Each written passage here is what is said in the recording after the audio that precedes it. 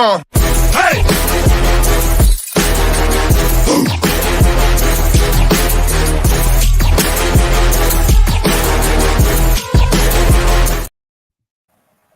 All right, what's good, man? The Unfiltered Sports Podcast is back for all you peasants on this Sunday. And, of course, I'm joined by CEO. CEO, say what's up to the people, or peasants.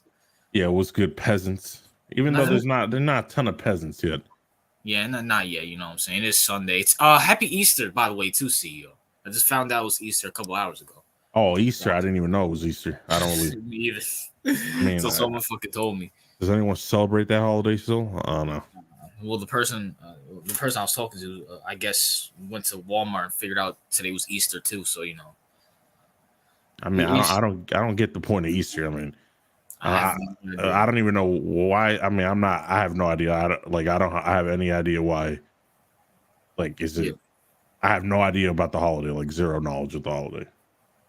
Yeah, I have no idea. Like, all I know is they made us go find eggs in the back of the schoolyard in class and shit.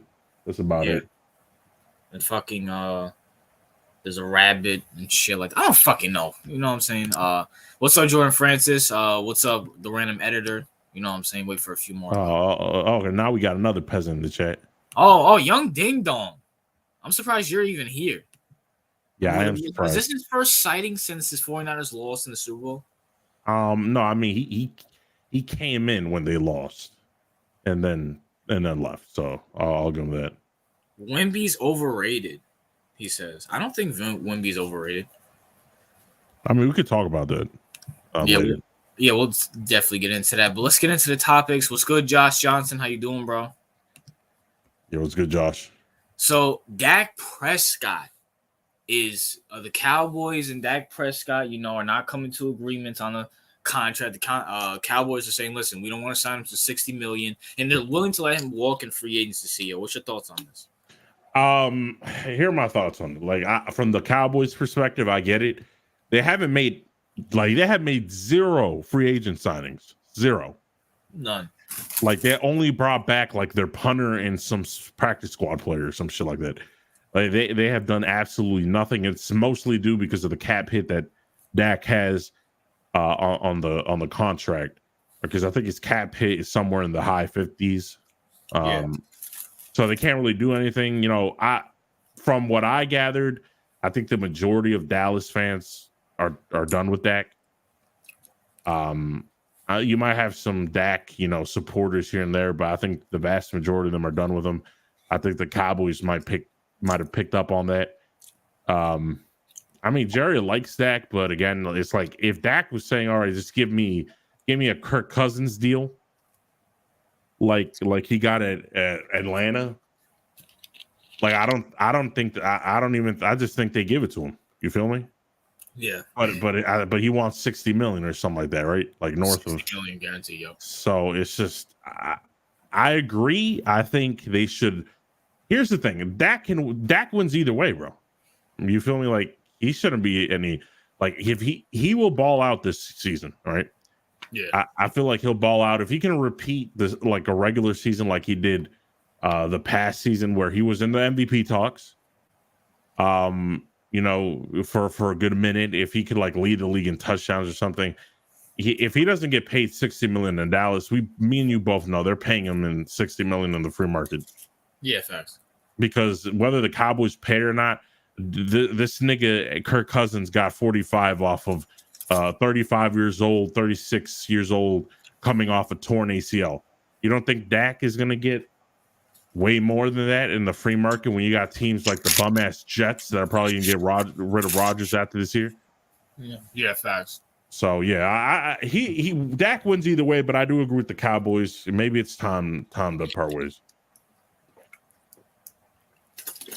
My thoughts are, number one, it's about time people saw the light, including you, CEO, because you really thought this team was going to beat the 49ers when they came and beat the fucking Packers at home.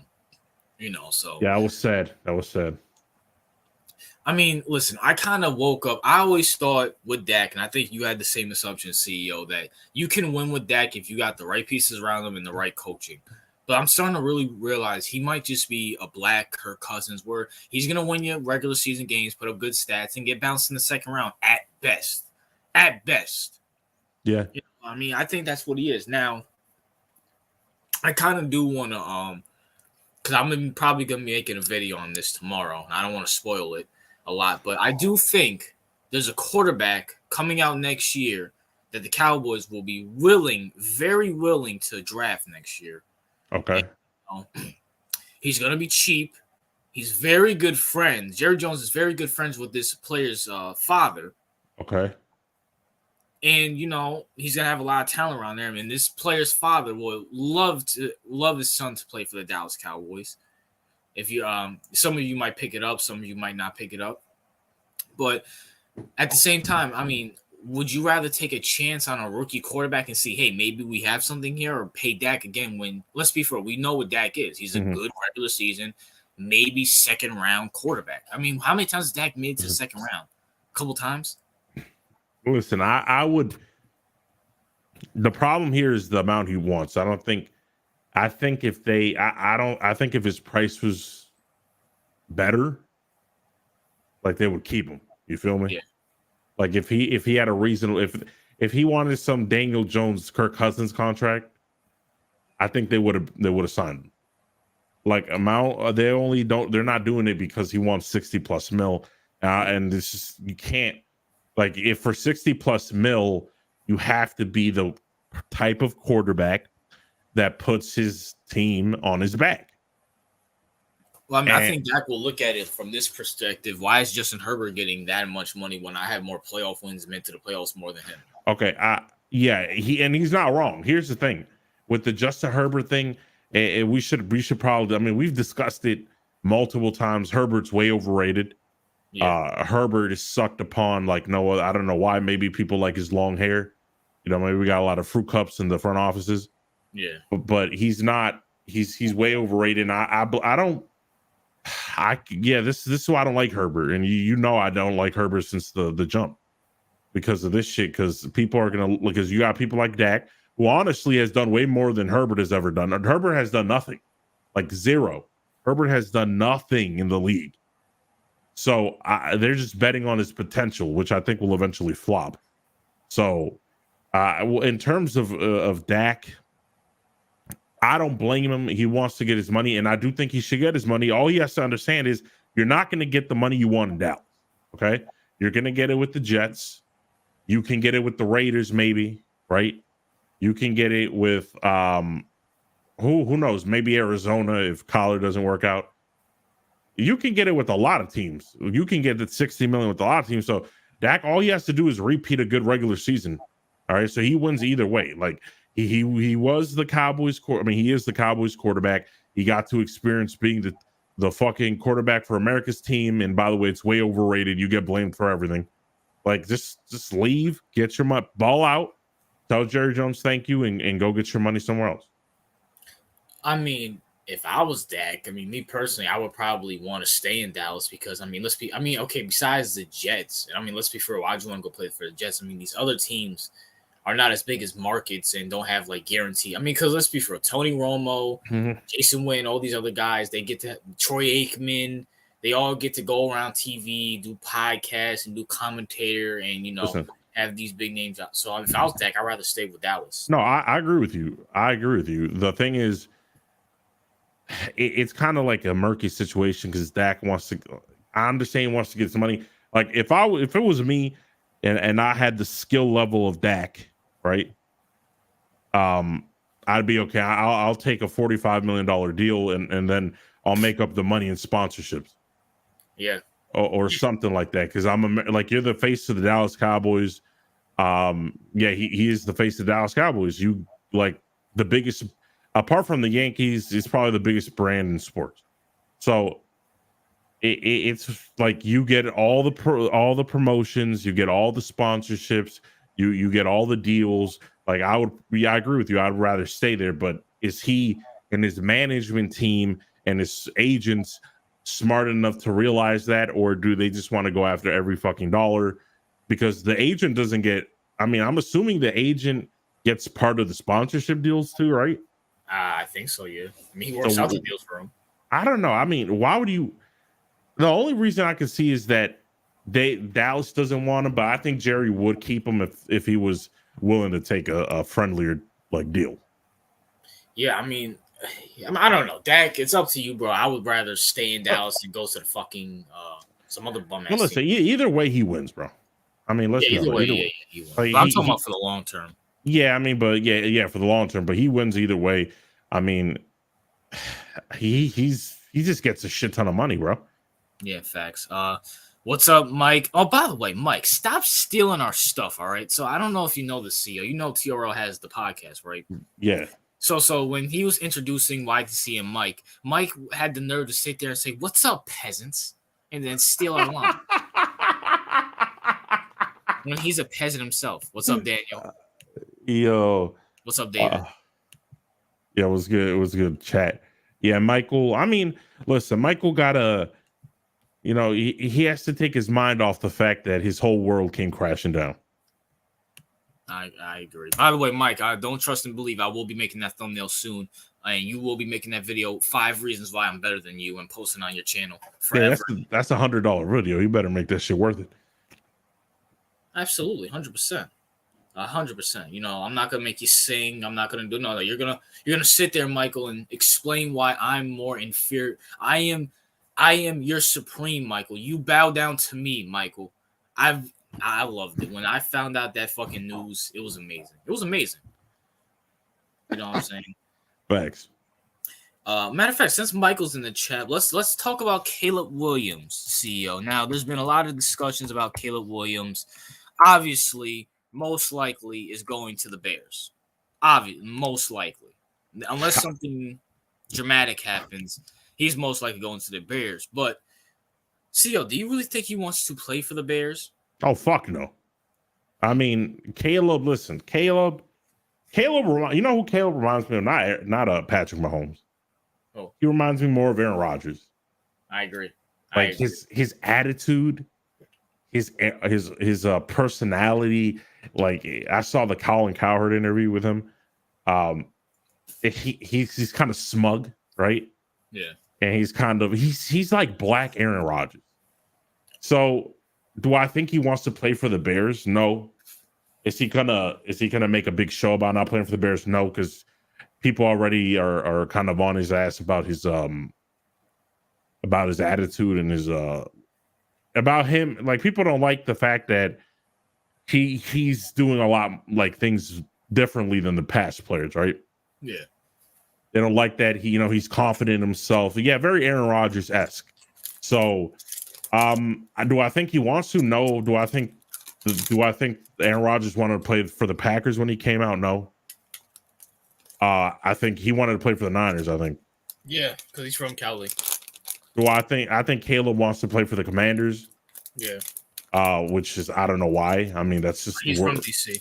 I know. I mean, yeah, he's from DC, but I mean, he wants to play for the Commanders. He'll end up in the Bears.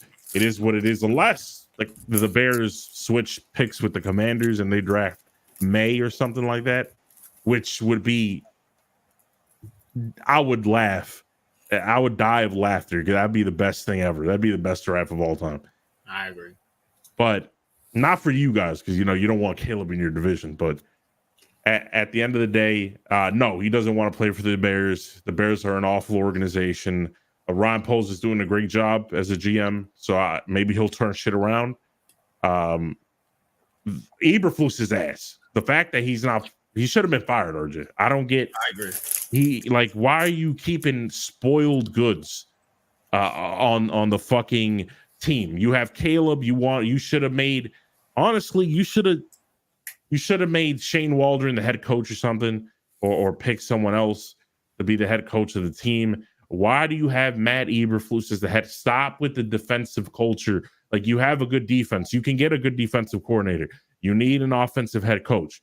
Like, not okay. What if Shane Waldron and Caleb do a great job and he balls out? Guess what? Shane Waldron's gone next year.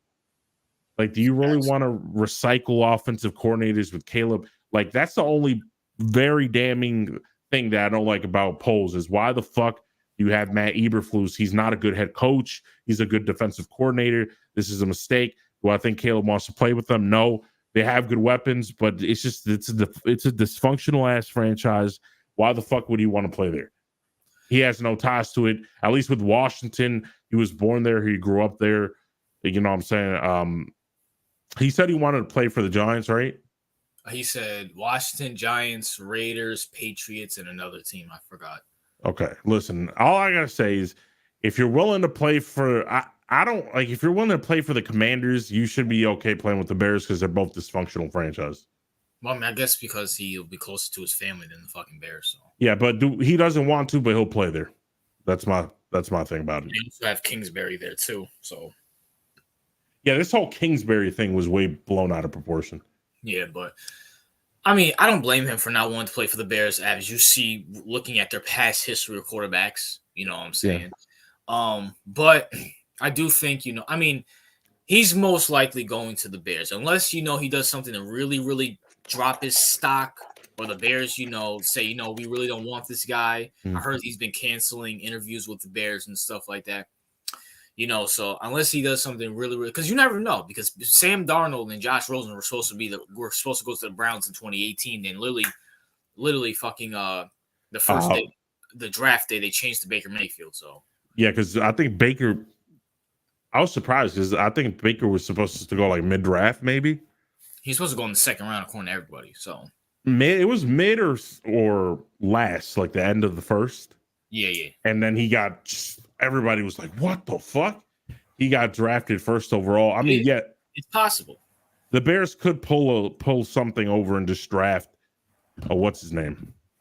May or some shit. Or something like that. That'd be the worst. Like, that'd be the Patrick Mahomes Trubisky shit all over again.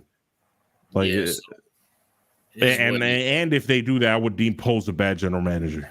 So, by the way, I think Michael's having an aneurysm that you literally compare Patrick Mahomes to Caleb Williams, and somehow, some way, he's going to blame it on me for you saying those words. So, no, I didn't say that Patrick. I said that he's more like Aaron Rodgers, if anything. But here's the thing: saying, like, you called what's his fuck face Drake Trubisky and compared Caleb to Mahomes, like them passing on it.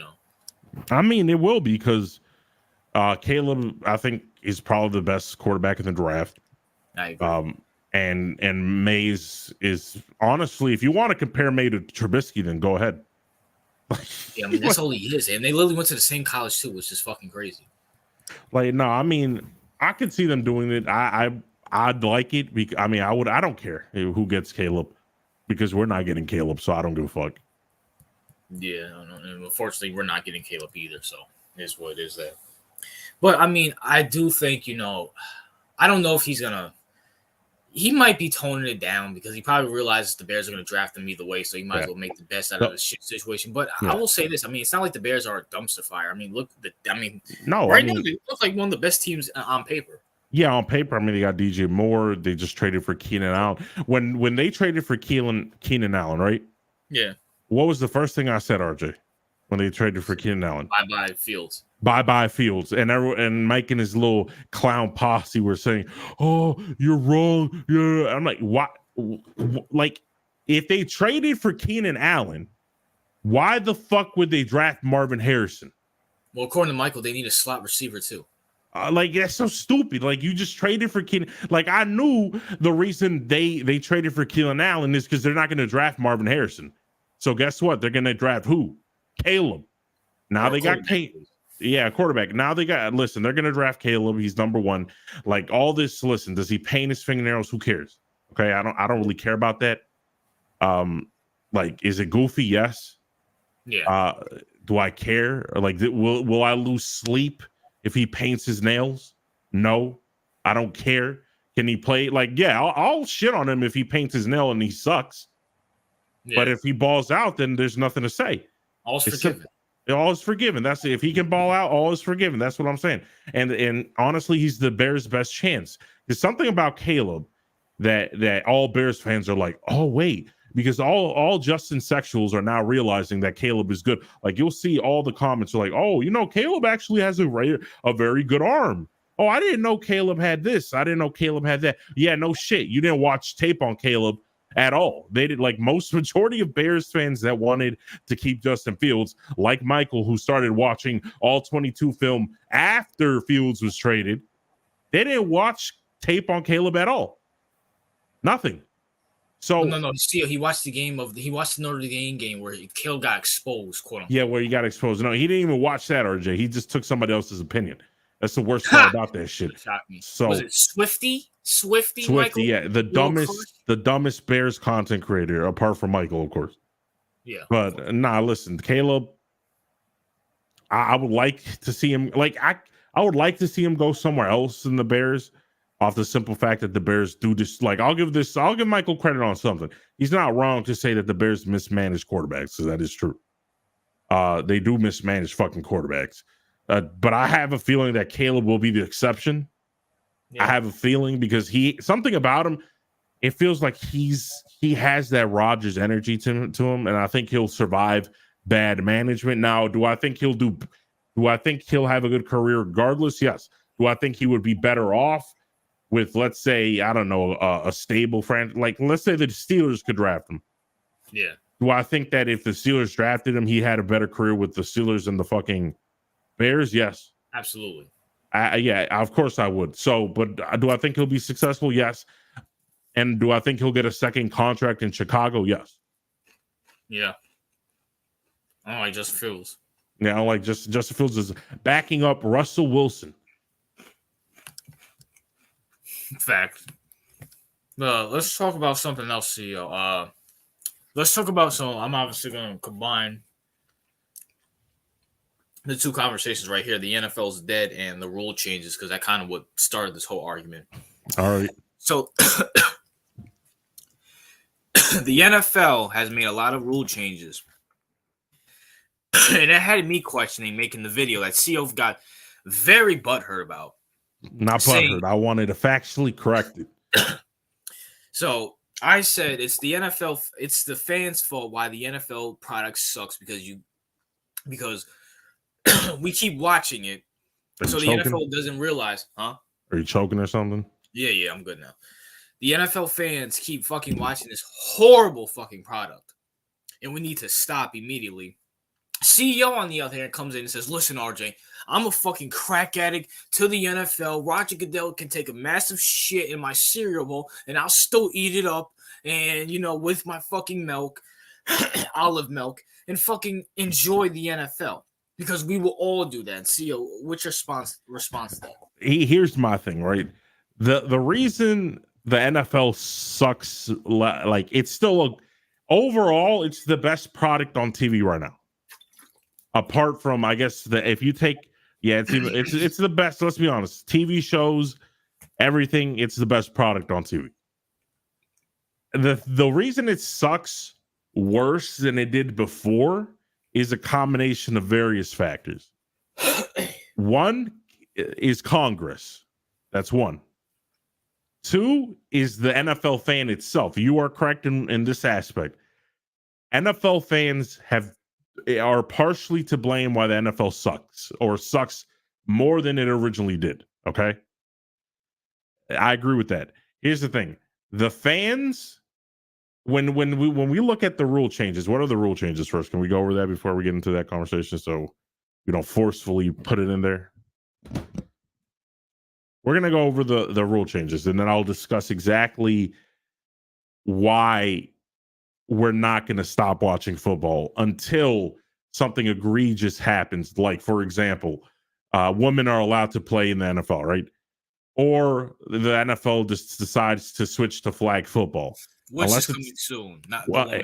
Unless if that happens, unless it's something catastrophic, like women playing in sports or flag football, then the NFL will still continue on and people will still watch it. I mean, I hate to say it, but it's the truth. People will continue to watch the NFL.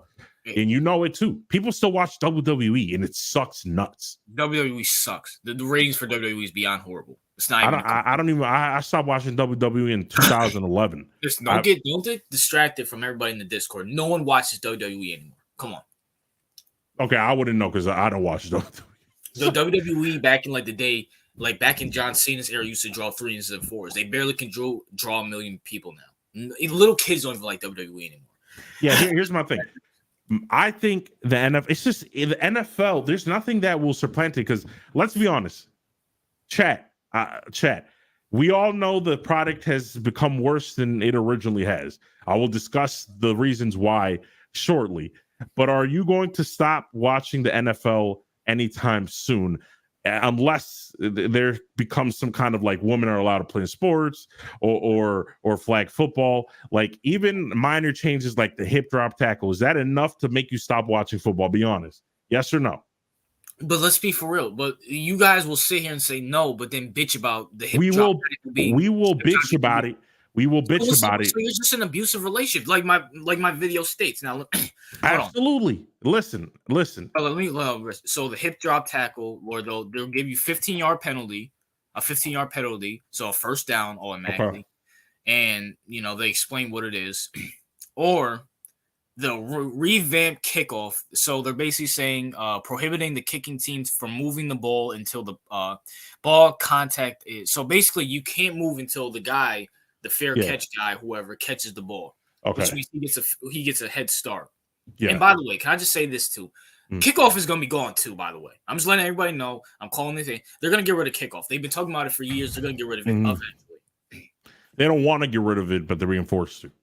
Here's the thing. Oh, did we go over the rules yet? No, I don't think so. Those are the main 2 rules.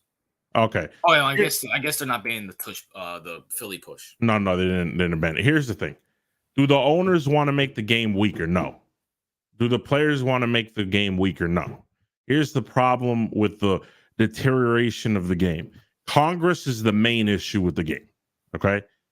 Your representatives are the main issue with the fucking NFL. If the NFL doesn't do these kind of periodic reviews, the fucking Congress is going to lay the fucking hammer on these motherfuckers and take away billions of fucking dollars. The main reason why the NFL sucks is Congress, because the moment the Damar Hamlin shit happens, or something or like if some player gets paralyzed, although we understand that that's a risk that the players take right from the get-go, and most of them probably signed waivers, the Congress will still interject. This is when the CTE studies came out. Congress was trying to interject themselves in the league. The NFL doesn't want Congress in the league, and for them to keep Congress outside of the league, or for Congress to overregulate the NFL, they're going to have to self-regulate. And this is why the NFL kind of sucks now, because they're trying to self-regulate, because Congress is trying to make the game like softer, because they don't want people to die on the field, or they don't want people to paralyze themselves on national TV and basically sue the fuck out of the owners and take billions of dollars.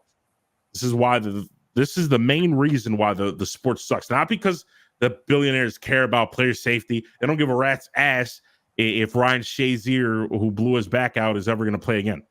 I agree with that, yeah. Like, they don't care about, the owners don't care about the owners would gladly let the players kill themselves on the field if they could, but they can't do that. And that's the problem with Congress, and we can't do anything about Congress. Like, it's the government. What are we supposed to do? Like, we're fucked. The government has nothing to do with the NFL. That has nothing to do with it, bro. If the Congress gave a fuck, they would have been suing Dana White up the fucking ass, because you got extra people in there killing each other in the octagon, and they're getting paid like $5,000 fucking dollars. You know how many UFC fighters come out and say, I'm getting fucking underpaid, and they're like a top 15 fucking fighter? That has nothing to do with this shit, bro. It's just the rules. Well, when you look at the NFL, the way the league is structured is different than the fucking UFC. So we're gonna have to, the way it's structured is different. So that's why the way they're regulated is different. It's very complicated and nuanced. Congress can go into any company and say, listen, we don't like this shit. You need to fucking do something about it. No, absolutely. And they've done that with the NFL, with the CTE studies and all that shit. Well, what's more egregious? Guys literally punching and kicking each other for $5,000 fucking dollars, or playing football? No, I agree with you, but unfortunately, the laws don't operate in that fashion. So they listen. The NFL owners don't want to lose money, right? They don't want to lose money. The CTE bullshit with the players' union and rights, they lost the shit, the hundreds of millions of dollars on that shit. when the lawsuits came out, and they had to settle a lot of fucking lawsuits. They don't want that shit. The reason for the overregulation is because of the fear of getting sued out the ass. You feel me? So the NFL, that's why they're overregulating the NFL. But in terms of, do I think that fans are going to stop watching? And no, for the most part, no. Like there was a time, remember the whole Colin Kaepernick thing? Yeah. Like ratings took a hard hit, and if we look at like, I would like you. Can you look up the NFL ratings by year chart real quick? Yeah. Yeah, just put NFL ratings by year. So I can show you what's going on. It's like a red chart. Go up. No, go up. Go up. It's a red chart. Wait, you think it will be on a website? Yeah, go to images. Let me see if I can find the specific chart that I was trying to look up. Where the fuck is that chart? All right. Well, let me look it up. NFL ratings, because this is important. Google? Yeah, because if you go to Google, you're probably gonna know. Yeah. Google will probably have it. Is it by chart or year? By year. NFL ratings by year. Okay, there you go. The red one right there in the middle. Yeah. All right. So this is the NFL ratings by year, right? Yeah. So you can see, for the most part, the league is stagnant, right? Like it'll have dips and peaks and valleys, but nothing too crazy, right? It's not like it won't teeter off. So the league, for the most part, has been stagnant since, let's see, 2008. 2008 is the lowest. So I'll say from 2000 and I'll say from 2020, 2010. I'll say. Yeah, it's been stagnant, right? There hasn't really been like a ton of growth, and hasn't really been a much decline.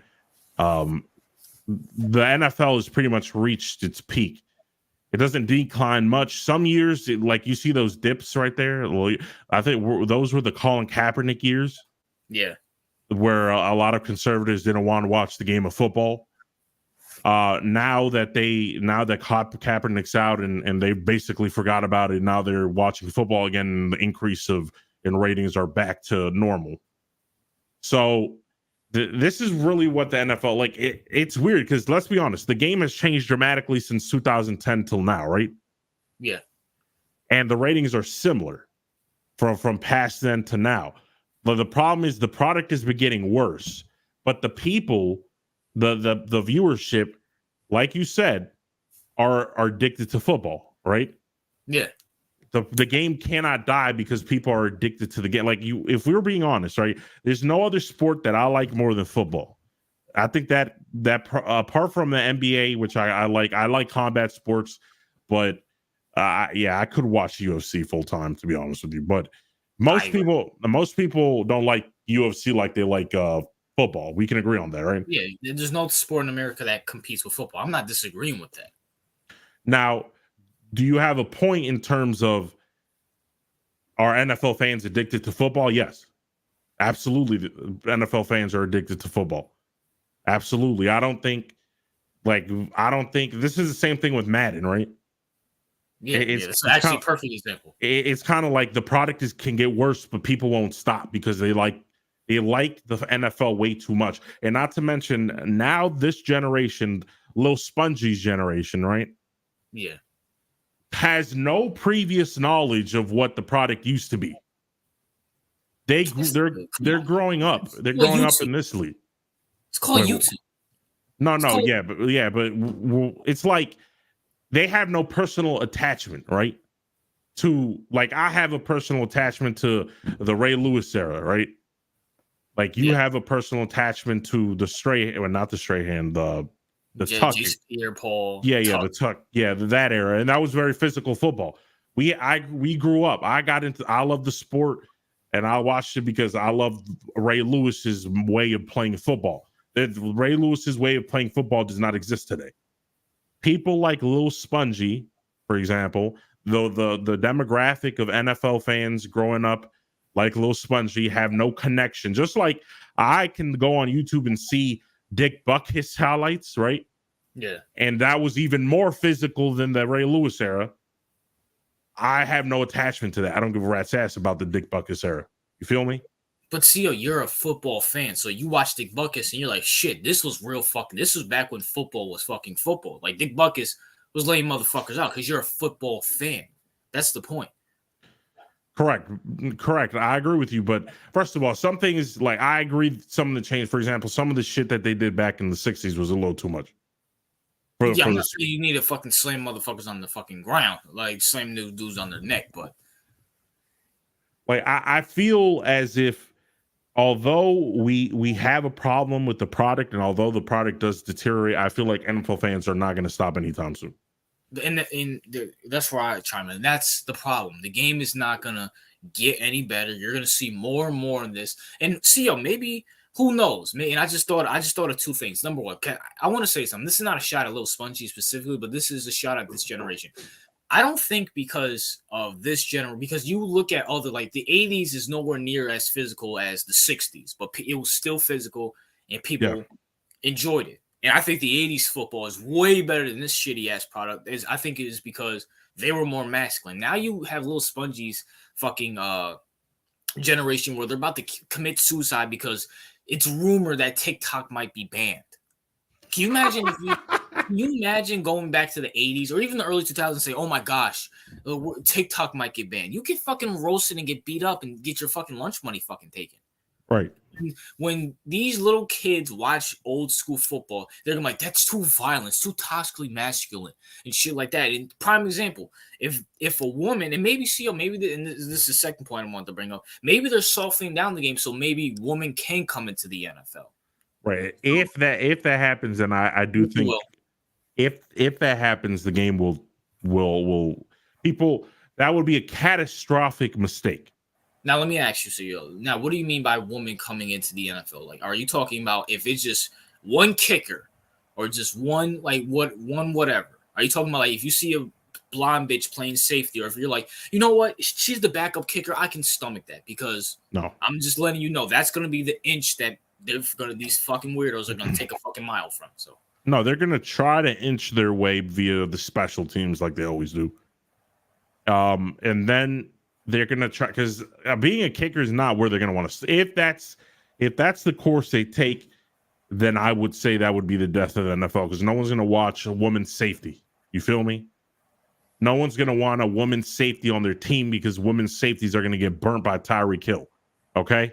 Like, let's just be honest. They're not going to want that. It's going to be a detriment to the team. And then people are going to be like, yes, I'm not going to watch football ever again if they do that shit. And I'm pretty sure the whole chat agrees with it. It's coming, bro. They did it in college football.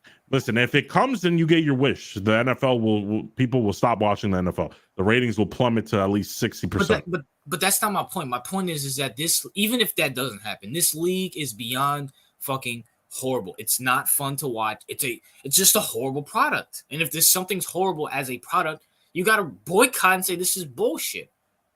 Like come on, you guys can't go without. There's much more to life than just fucking football. Listen, no, I agree with you, but it's like when you compare football, apart from UFC, which I'm a major fan of, and that would be and I could make UFC my main sport. I could. Apart from people like me who like combat sports, or like people like Brandon, and you're starting to get into it.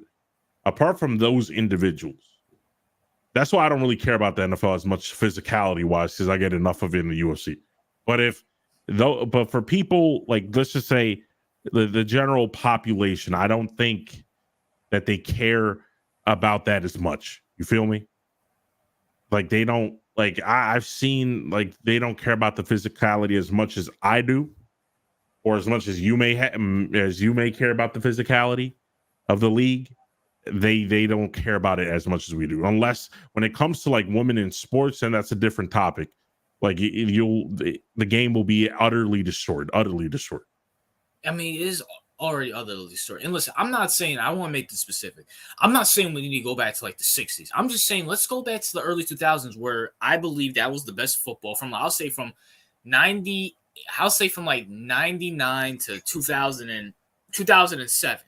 where the offense was just as equal as the defense. You had different types of teams. You had the Peyton Manning defense. You had the Peyton Manning teams where they put up 35 points, and you had the Ray Lewis teams that put up 16 points, but they're going to fucking knock your head off. And when these two teams matched up in the playoffs or not, it's like there's no nuance in the league anymore. It's like you're super offensive or you're fucking trash. Yeah, that's right. Boring as hell. And here and this is another topic that we were going to discuss regarding like the offense, the push of the offense by the league, right? The league is pushing offense because when they look at the rate, like, let's be honest, bro, people don't like defensive showdowns. Let's be honest. Like I hate when people say, oh, I wish the NFL was more defensive. I love defensive touchdowns. And then you see a fucking 9-0 game. They're like, this game sucks. Like, how many times have we not seen that? So the reality is, in theory, people like defensive showdowns, but in reality, I think the majority of people turn off the game if they're like, oh, this is 6-0 and it's to the third quarter. This is some bullshit. This is garbage. I'm out of here. But if you get something like, I think the Chiefs and Rams had, it was like 54 to something, 54 to 50 or something. 54 to 51. Yeah, something like that. Then people are like, God damn, that was such a great game. Like, I've seen that all the time. No one, when the game is low scoring and it's like, 12 to 6, people are like, God damn, that game is shit. Like, I've seen it all the time. And I feel like those type of, like, when we see people do that, I feel like the NFL shows in the ratings charts, and they're like, we can't have defensive showdowns because people turn that shit off and it's boring. How many people haven't complained about the fucking Rams versus Patriots Super Bowl? They're like, God damn, that Super Bowl was ass. Like, when it should have been like, oh wow, you have Aaron Donald and you have Bill Belichick's defense doing a good job, and they're like, nah, this is garbage. I disagree. I don't fully disagree, but I disagree with this. The Cowboys and Saints back in 2018, that same year where the 54-51 Rams versus Chiefs game got the highest Thursday Night Football game ratings ever, and that game was like 12 to 10 with the Cowboys winning.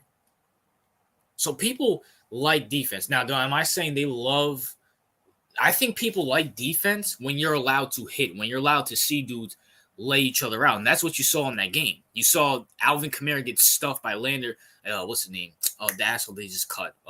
Vanderfield. What's that fucking white boy's name? Number 55. Dane Landerfield, whatever his name is. Leighton Vander Esch? Yeah, when he was in his prime hitting people, when Sean Lee was there.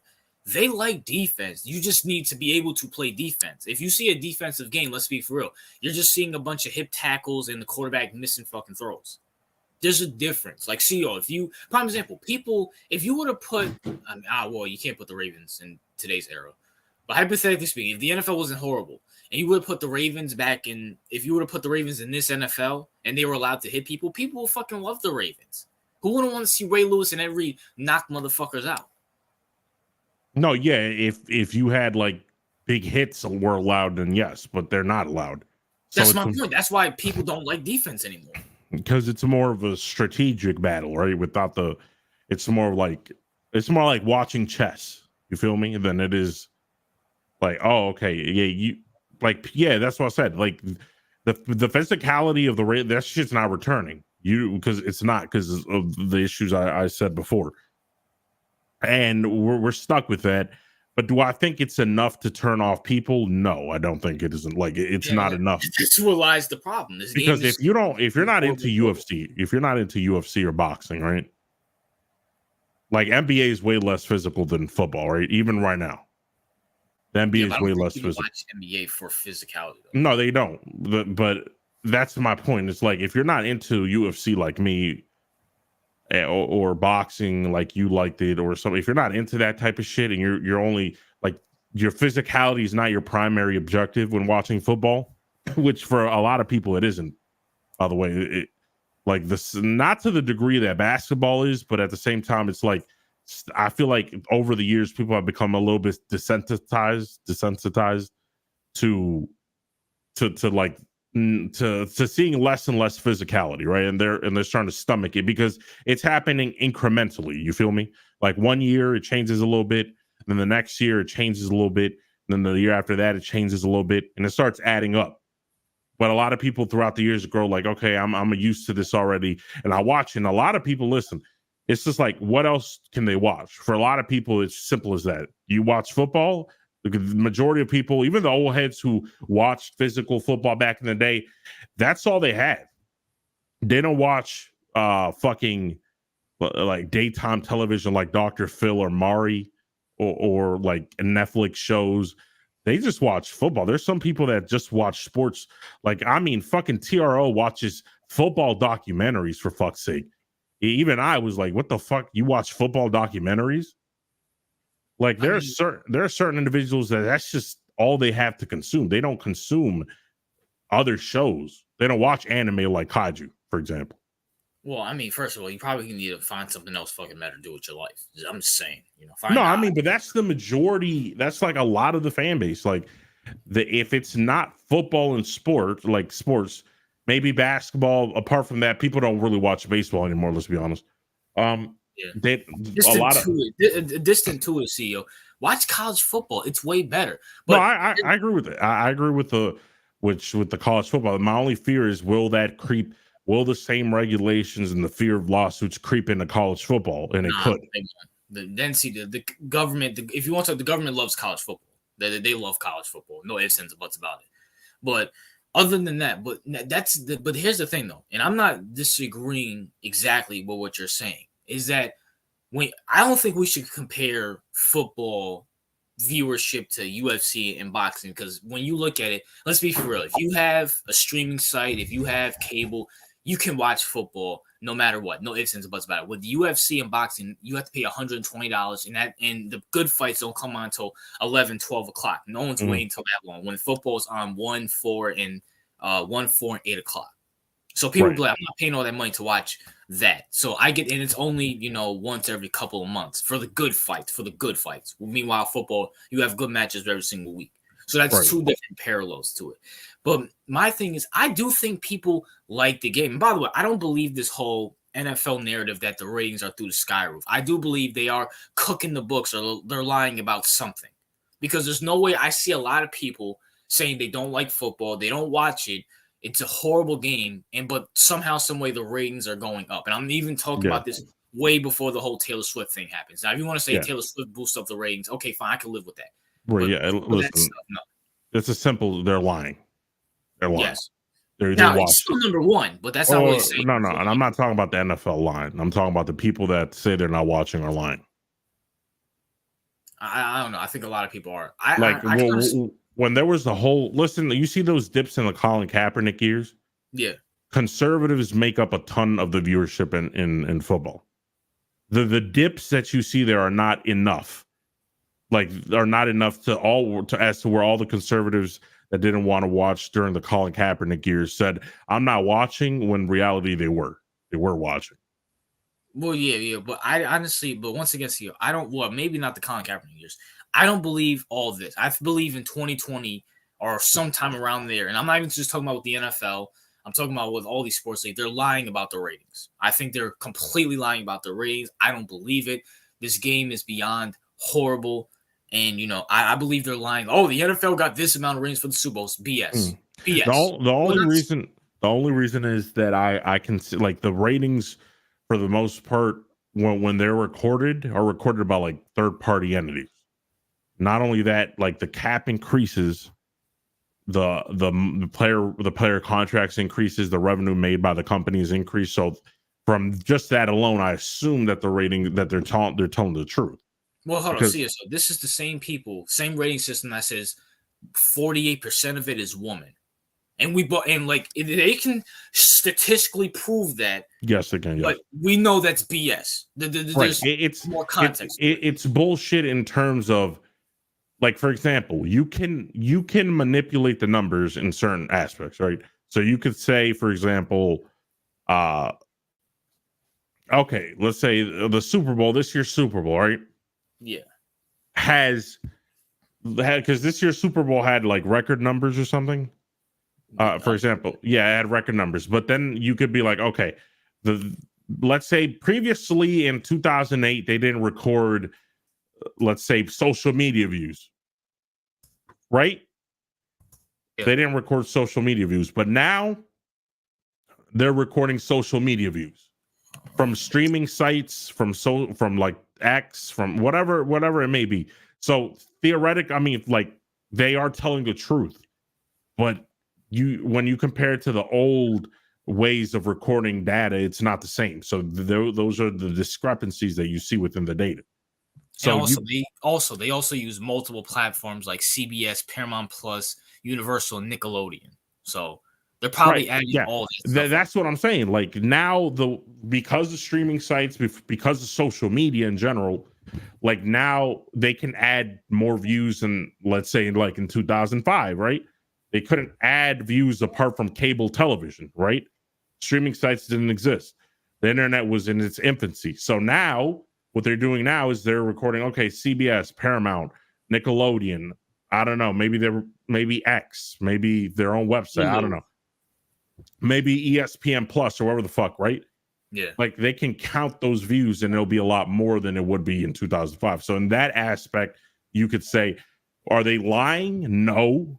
But are they kind of making it look better than it usually would be? Then yes. Yeah, that's my point. Is that I don't believe the ratings that like prime example, we're looking at it right now. This Super Bowl had 123 million people watching it. First of all, I believe that's BS. I mean, talk about this Super Bowl. What did the game end like 20 to what was it like? What did this game end? It wasn't even in the 30s. Mm-hmm. And like I thought last year the Eagles and Chiefs game was way more entertaining than this fucking game. But for example, it said which featured commentary from SpongeBob SquarePants and Friends, right? Yeah, are they feeding it on kids' television, right? Yeah.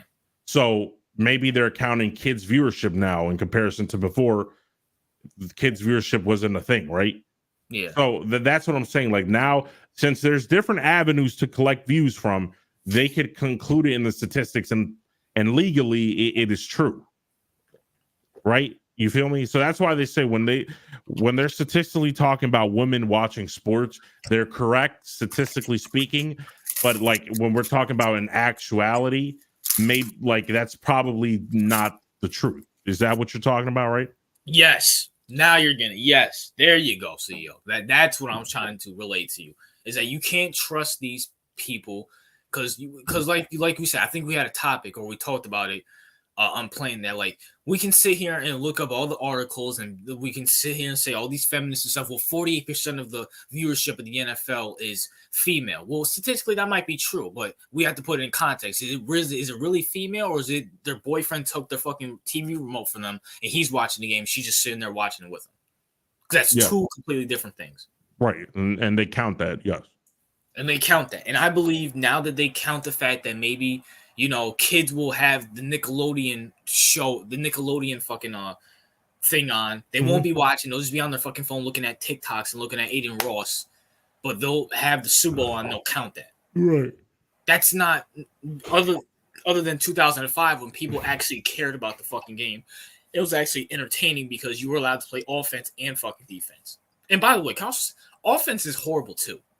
Like there is a good thing. There's a good thing. Like the offensive and the quarterbacks are way more dumber than quarterbacks of before.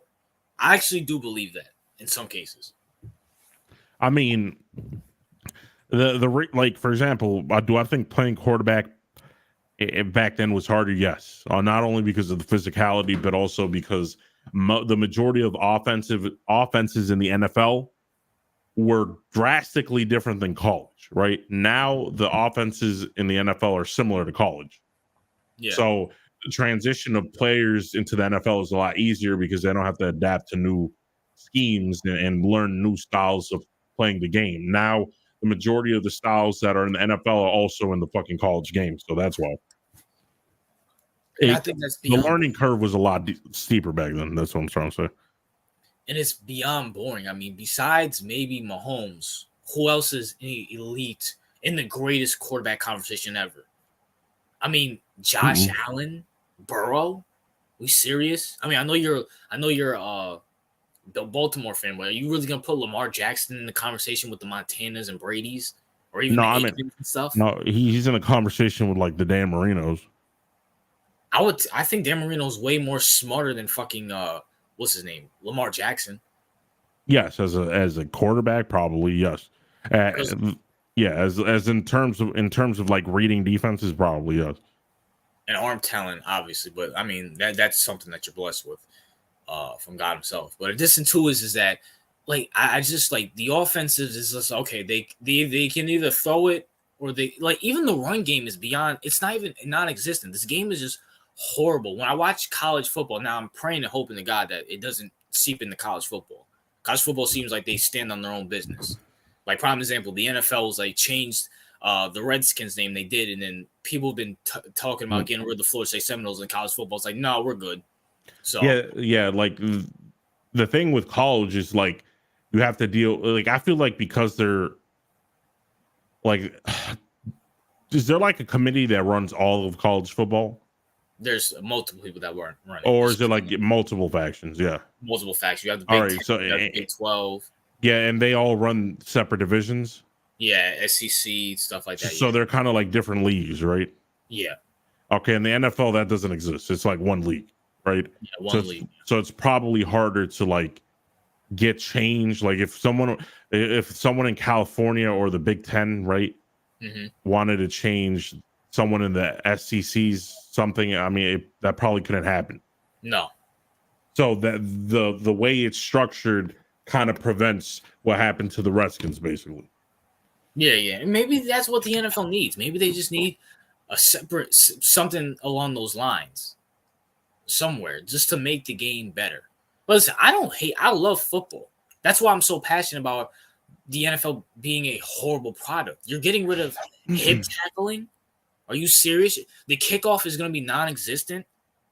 Like you have NFL stars like Shannon Sharp going on saying, well, it would suck if it goes, but I don't mind it going. Like you have NFL Hall of Famers saying that. Like kickoff is an amazing thing. And at that point, Nigga, if it wasn't for special teams, Shannon wouldn't be a Hall of Famer. Yeah, that's a fact. But he doesn't care. He's working for ESPN, aka the NFL. So he has to say whatever. And the NFL doesn't want to have kickoff. And then especially since the NFL sees that these other leagues are doing it, they're like, why not? I think that's BS. And if that's the case, by the way, then don't put Devin Hester in the Hall of Fame too. Just to throw that out there. I mean, first of all, the majority, if you have a good kicker, there will be no fucking kickoffs for the most part. No. So see, they're thinking about they'll keep PATs and field goals, but instead of say like an onside kick, you get it on 4th and 15. Okay. And that will so if you get the 4th and 15, that's basically you getting the onside kick, and if not, the other team gets the ball. So your defense has to go back out there tired. Okay. And risking another penalty with these soft rules, and if they get it, then they have the ball. If they don't, then the other team gets it. So, okay. So that's the great thing. Which, by the way, is going to be BS because everybody's going to be like, okay, we're going for an onside kick. Okay, it's 4th and 15, so you get an extra possession at that point. Even with all this said, I still feel that like the comment section would not stop watching football. I'm not disagreeing with that, but that's why you guys are all clowns, and I'm the king that runs this. I see the future of this, and then you guys are gonna be like, "Oh, RJ, you were right." Like 5 years later, I'm like, "Yeah, I am," and I'm gonna be predicting something else 5 years later from that. That's if before a woman come into the league. No, listen, the NFL will continue to be fine as long as that doesn't happen. Well, listen. I don't think the NFL's fine, but just hypothetically, that's gonna happen. It's gonna happen. They've been talking about it. That Tony Harrison girl was playing cornerback for Vanderbilt or whatever team. Like it's already gonna. If it happened in college, it's definitely gonna happen in the NFL. RJ gonna be watching it too. What you talking about? Says Master J. Well, RJ's gonna be walking. Master J, I think you're the dumbest person in the chat. So I'm not saying that to be funny. You're just the dumbest person ever. I mean, you're a Cowboys fan, so you're pretty dumb yourself. But Master J, no, I don't know if you noticed. I really don't. Like, I used to love football. I used to know majority of the roster and stuff like that. I barely even know who's on the Giants roster at this point, unless you're a big name. Let's be able to. I just don't watch it. Yeah, because you're losing interest in it. Absolutely, not football, just the NFL. I mean, yeah, we have no alternatives for pro football though. Like I watch way more college football than NFL. Yeah, I mean, yeah, college is. I feel like college is going to do well, but again, I don't think like if a state has a problem with a certain rule in football that could become like I just don't. I don't think that the college will be spared from if your theory was to be correct. I don't think it would be spared from the same fate as the NFL. If that's the case, then I'll just watch the USFL or some shit or the XFL or some shit. No, fuck, that's just ass. I don't know. Yeah, it might be, but or it's just fuck football. I'm just saying if that because it's not football anymore. This is horrible. I'll just watch some other fucking game. I'll just watch some old games that I've never seen fucking before. Like football's been around for years. I can watch some random ass Giants Eagles game from like 2002 that I've never seen. That's the good thing about actually having a life. I can't go back and watch football documentaries and old games just to fucking be bored because I actually have shit to do on my phone. Yeah, that's what I'm saying. Like, it depends because some people have other forms of entertainment. For example, because sports doesn't only compete with like cable; it competes with cartoons, anime, all that shit. But anything that takes time away from the viewer, they're competing with. Yeah, but I mean, but once again, this game is beyond repair. It sucks. Like I can probably list you. I actually watched maybe 5 Monday Night Football games throughout this whole season. I watched both the Giants games, and can we really count those because those are my teams? Other than the Giants games, I watched the Chiefs Eagles one. I watched did the Ravens and Niners one on Monday Night Football? I think so. Okay, so you count that if that was Monday night. I believe that was Sunday night, but I could be wrong about that. I don't remember the opening fucking game. What was the opening game? Like this is how irrelevant football has become to me. Like Monday Night Football, I used to love Monday Night Football. I just don't give a fuck about it anymore. I don't watch Thursday night because they moved to the prime.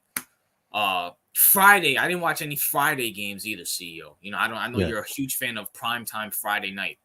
The random editor says that besides college football, nothing gets my attention like NFL does. I'm not listen, that's your opinion, but that's the problem. Like the NFL could be like, okay, we can literally do anything we want and people are still gonna watch. That's absolutely, but that's the truth. But that sucks. Yeah, it does, but that's the reality of the situation. This is stupid. That's the reality. People are hooked, like you said. It's like crack. Okay. If that's the case, then don't bitch when a flag goes out. Like, don't bitch when these fucking rules come to bite you in the ass. Don't bitch about it. Just be like, still watch either way. They're gonna bitch about it and still watch it. That's stupid. That's dumb. But that's what's gonna happen. I'm saying it's a slow burn. I'm not saying you need to stop watching overall. Clearly, I still watch football, but I can sit here and say I can go a Sunday without watching football be perfectly fine. If I didn't have this channel, I can go a Sunday without watching football and be perfectly fine. I went Mondays and Thursdays. I'm going without Thursdays watching football. I feel perfectly fine. See, I'm going Friday night football. I'm not watching unless it's college football because college football is actually entertaining. See, this is my thing with football. I could probably go a whole season without watching football and be okay, right? Yeah. The only problem is if I watch a game, I can get into it. Like I can watch a random game and just get into it, you can't do that anymore. I can't do that anymore. No. Well, yeah, I can still do that. Like I can watch a random game, not like I'm talking about my team, like throughout the season. And like get into it. Like I and if I don't want to get into it, I don't have to.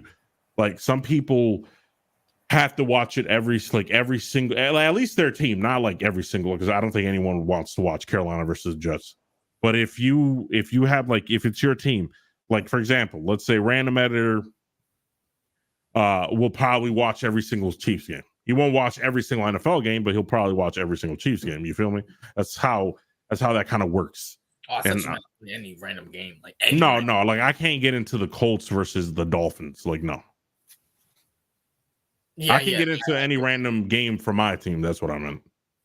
And I mean, I can say because when the Giants played Washington, when the whole DeVito thing was going on, besides the Packers game, I really didn't give a shit. When Tyrod beat Tyrod beat the Eagles, I didn't give a shit. When Tyrod beat Washington, I didn't give a shit. Right. The fucking the Giants and Dolphins game. I barely watched that fucking game. I just turned it but on. how correlated does the fact that your team sucks nuts have to do with the watchability for you? It has nothing to do with it because CEO, I watched every single game in 2017. And I don't know if YTC's in the fucking chat. The Giants in 2017 were beyond fucking horrible. We lost to the 0-9 49ers team with Mick Mullins at fucking quarterback. That's how horrible we are.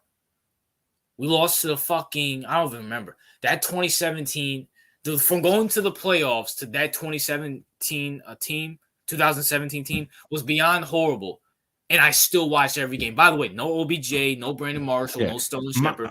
But my thing is how many, because you've been shit for over a decade, right?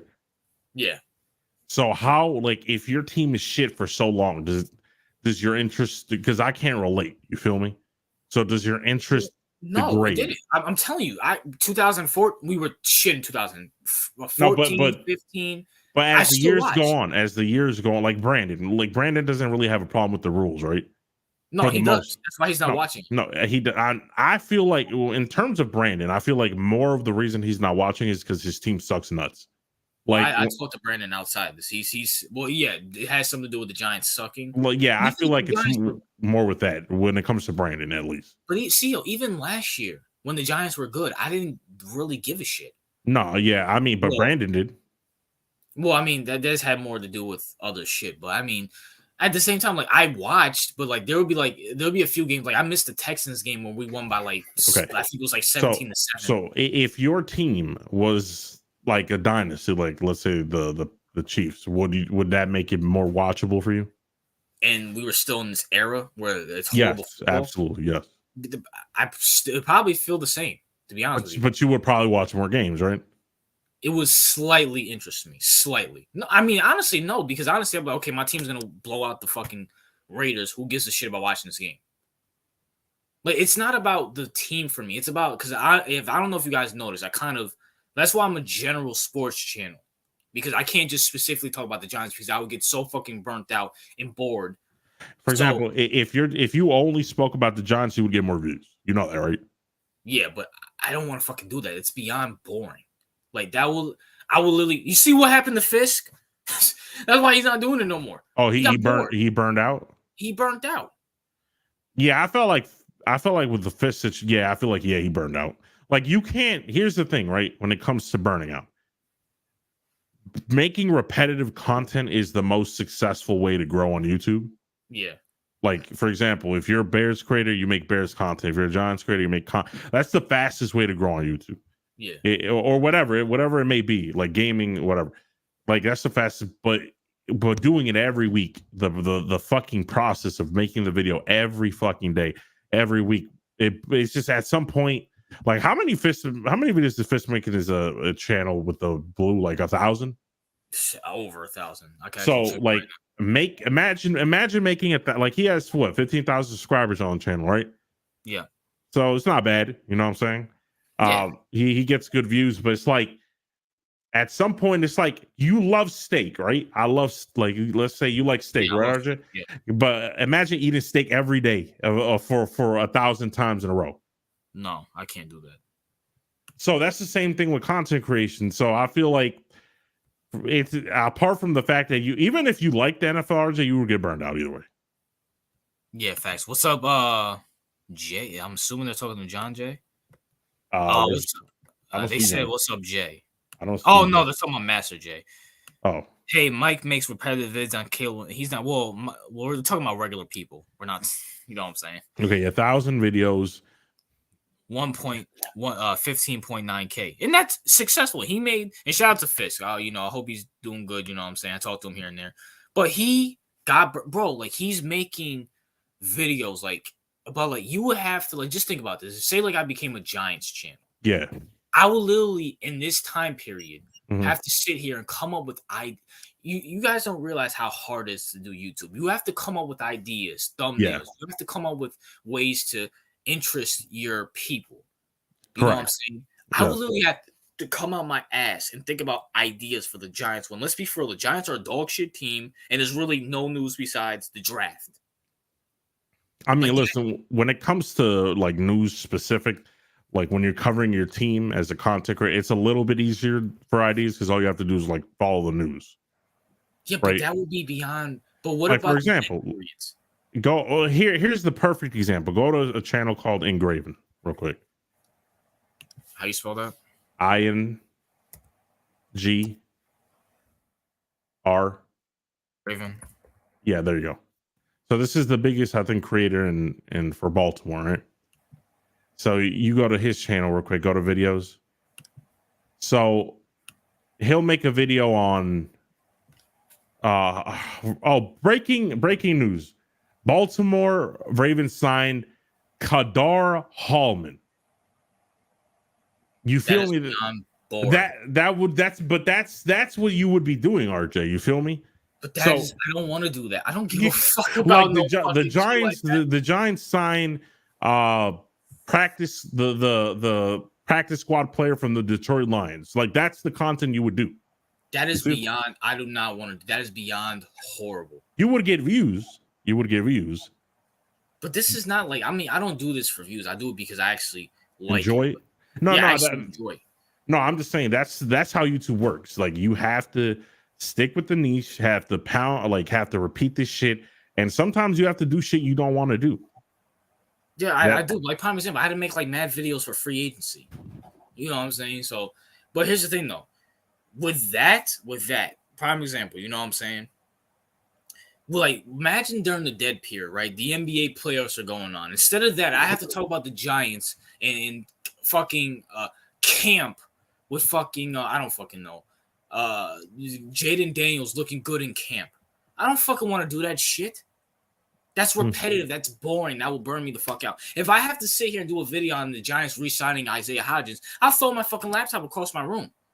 Who gives a shit?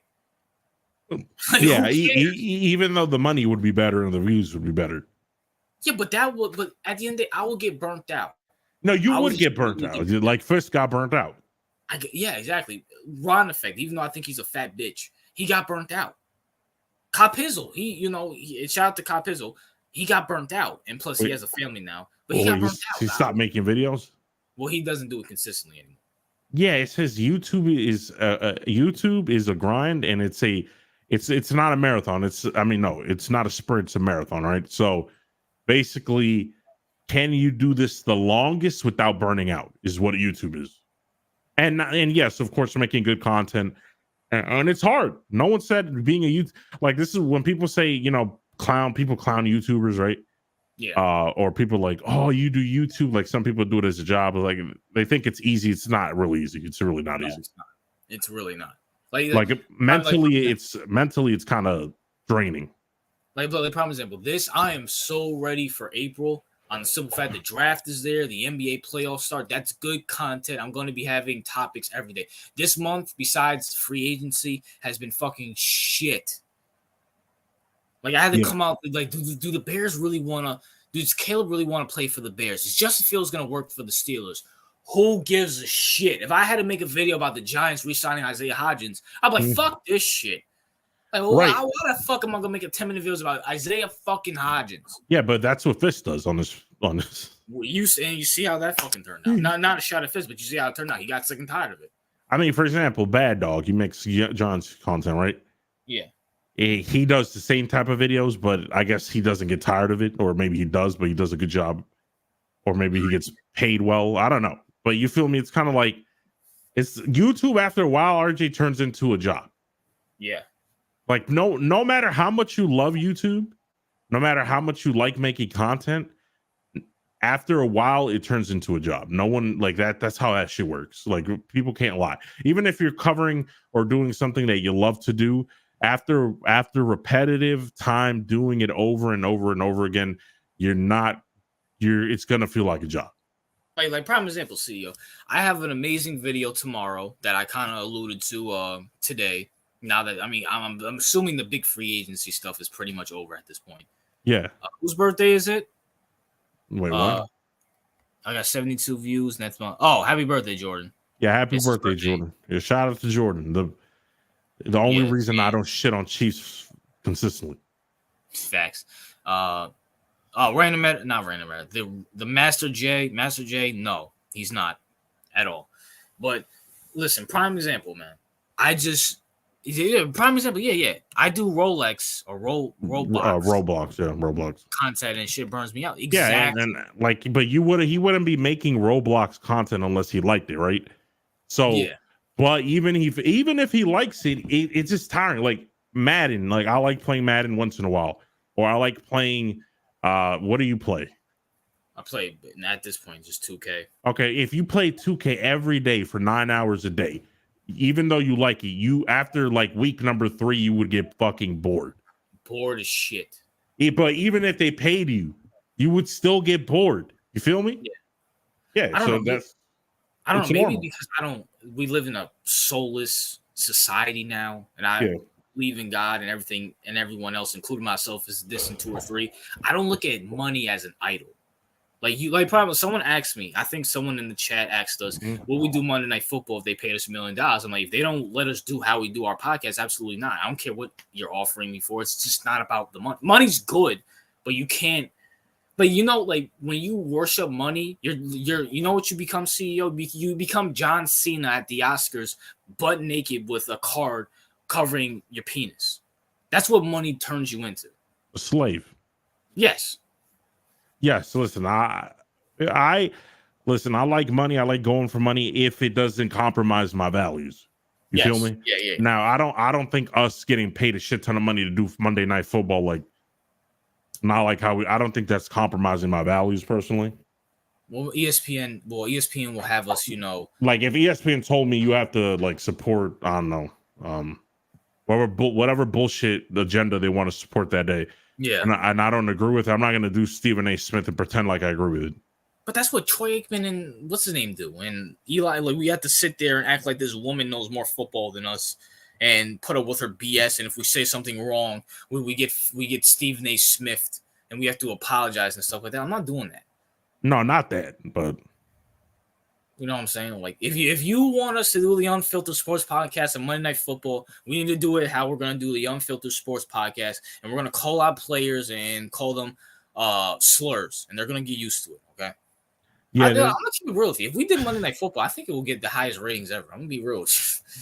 Yeah, it would. It would. I don't know if like you'll have people that think it's hilarious and love it, and then you have people that hate our guts. That's usually how that shit works.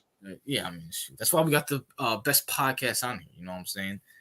But speaking of that, so we covered those two things. Let's talk about, speaking of the Giants, let's talk about the Giants and Saquon Barkley, CEO, and the beef between the Giants and Saquon Barkley is getting real intense. You know what I'm saying? So I guess Saquon, his daughter, roasted the Giants, saying, "Oh, we're finally going to win now since we're off the team." Giants fans are upset. CEO, you're as an outsider looking in, what's your thoughts on it? This is very stupid. I mean, why would what the fuck is Saquon is not a legend. This isn't what's it called? This isn't who's a legend? Michael Strahan. Okay, this isn't Lawrence Taylor wearing an Eagles jersey, right? And being like, I love the Eagles and I fuck the Giants. Like this isn't that. This is a running back that you guys drafted way too high that bust, had a ton of injuries, had like one good season, and then kept fucking up his ankles and then left in free agency when you didn't want to pay him $15 million a year. So, I mean, like, oh my God, like his 5-year-old daughter said, are we going to win now? Like, first of all, who cares? She's like 5. I don't give a shit. Yeah. 2, he could well be lying. Yeah. Just to like, I don't know if people know this, but people make up stories all the time just to sound cool. So this is, I mean, who cares, bro? Like, who cares? Like, who is Saquon? That's what I want to know.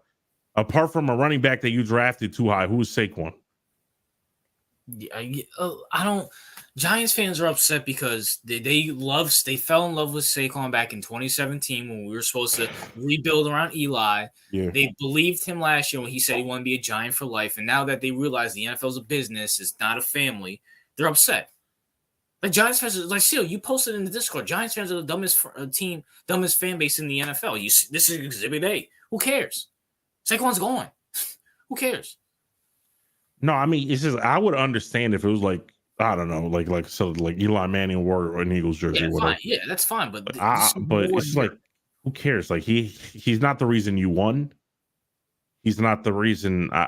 Maybe I do recall sometimes he made y'all lose the game, but he's not the reason you guys won because you haven't been successful since Manning left. So it's not like, oh my God, he's been doing great and he's just a running back that people obsess about his glutes and the calves and shit, and then he didn't get what he wanted, and he left to go to Philly because I'm gonna be honest, I do think Philly offered him the most money. Yeah, because ain't no way anybody offered him more than that. I don't believe it. I think they offered him the most money and he took it. So if the Rams, I don't know, or some random team offered him the most money, the Ravens offered, he probably would have took it. Yeah. So I don't really care. I mean, Saquon is who is Saquon to the Giants and what is the Giants to Saquon? I mean, it's just a business. It's an employment. It's where you worked. You didn't do anything. You weren't an exceptional employee. So who cares? Giants fans, I mean, see, I don't know if you know, the Giants fans are not the smartest. No, I mean, it's just like it's like when Geno Stone left to the Ravens. I mean, to the Bengals, or when Patrick Queen left to the Steelers. Yeah. Who the fuck is Patrick Queen of the Ravens? You feel me? Well, I mean, you guys didn't take Patrick Queen numbers the second overall and thought he was the next Barry Sanders. So. No, I mean, no, we took him in the first round, but it's like he had one good season, right? Kind of like Saquon. They had one good season.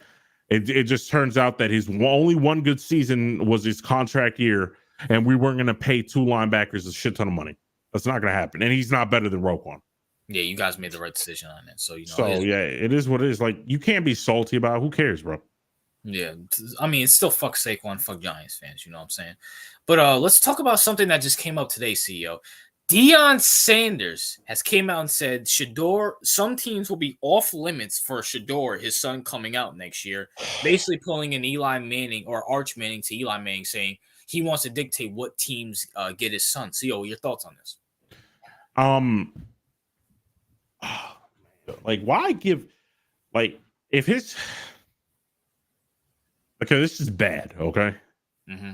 This is not good. Like, this is not, like, I understand what these are things you say in private and you don't say them in public. You feel also, me? Travis Hunter, too, by the way. That's not his son. Well, yeah. Well, I believe it's more about Shador than Travis. I think he's just putting Travis in there so it doesn't make it look bad. More bias towards his son. But he added Travis Hunter in there, even though I don't think he cares where Travis Hunter goes.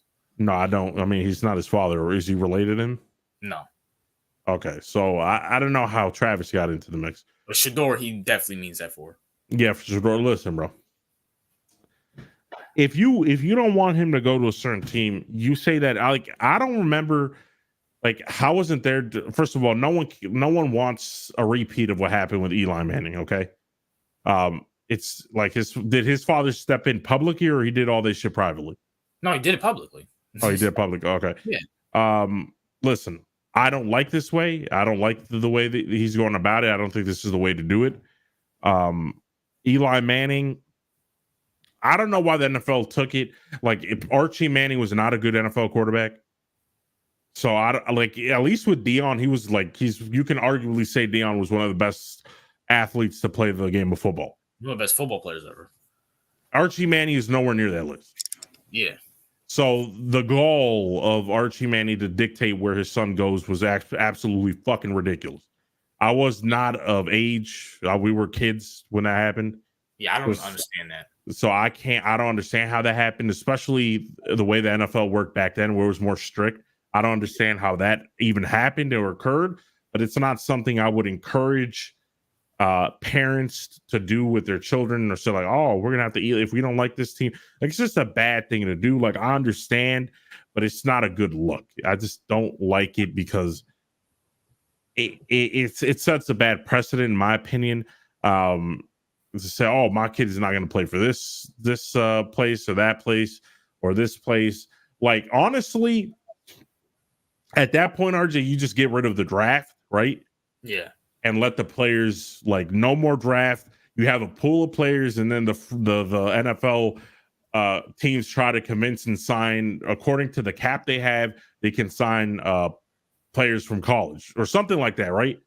Where it's kind of like that might actually happen in the future. No, that's what I'm saying. Because what's the point of having the draft if this is going to happen? You feel me? Yeah, like, that might actually happen. It defeats the purpose of the draft. Because if you want to say, okay, the players are independent contractors coming from the college to the NFL, fine. Get rid of the draft, sign them directly from college, and kind of like a minor league system or something. Yeah. Like, okay, we're going to sign you directly. Or some teams are going to offer you this money. Oh, the Colts want to offer you, I don't know, fucking the most amount of money than any other team. Then you're going to go to them. You feel me? So do it like that. Fuck the draft then, to be honest, because this defeats the purpose of the draft. So my only thing is, first of all, is his son good enough to do this? Because honestly, if he's not better than Caleb. No. That's why he's coming out next year. No, yeah, he's not better than Caleb. So Caleb, there was rumors about him doing that, right? Yeah. There were rumors about that, but it never manifested yet. Yeah. I mean, but Caleb's father has no clout near like as Deion Sanders. No, he has no clout, of course, as Deion Sanders, but Caleb's the way better prospect. Yeah. So no matter, listen, I don't care. Most NFL teams are going to look at it like this, plain and simple. Deion is great. He's a Hall of Famer, but that's not who we're hiring on our team. That's not like Deion Sanders is not going to be playing for, let's say, the Colts. It's Shador.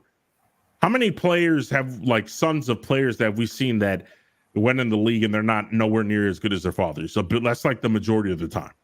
Yeah, facts. With the exception maybe being Marvin Harrison coming out, who's a better prospect than Marvin Harrison was coming in.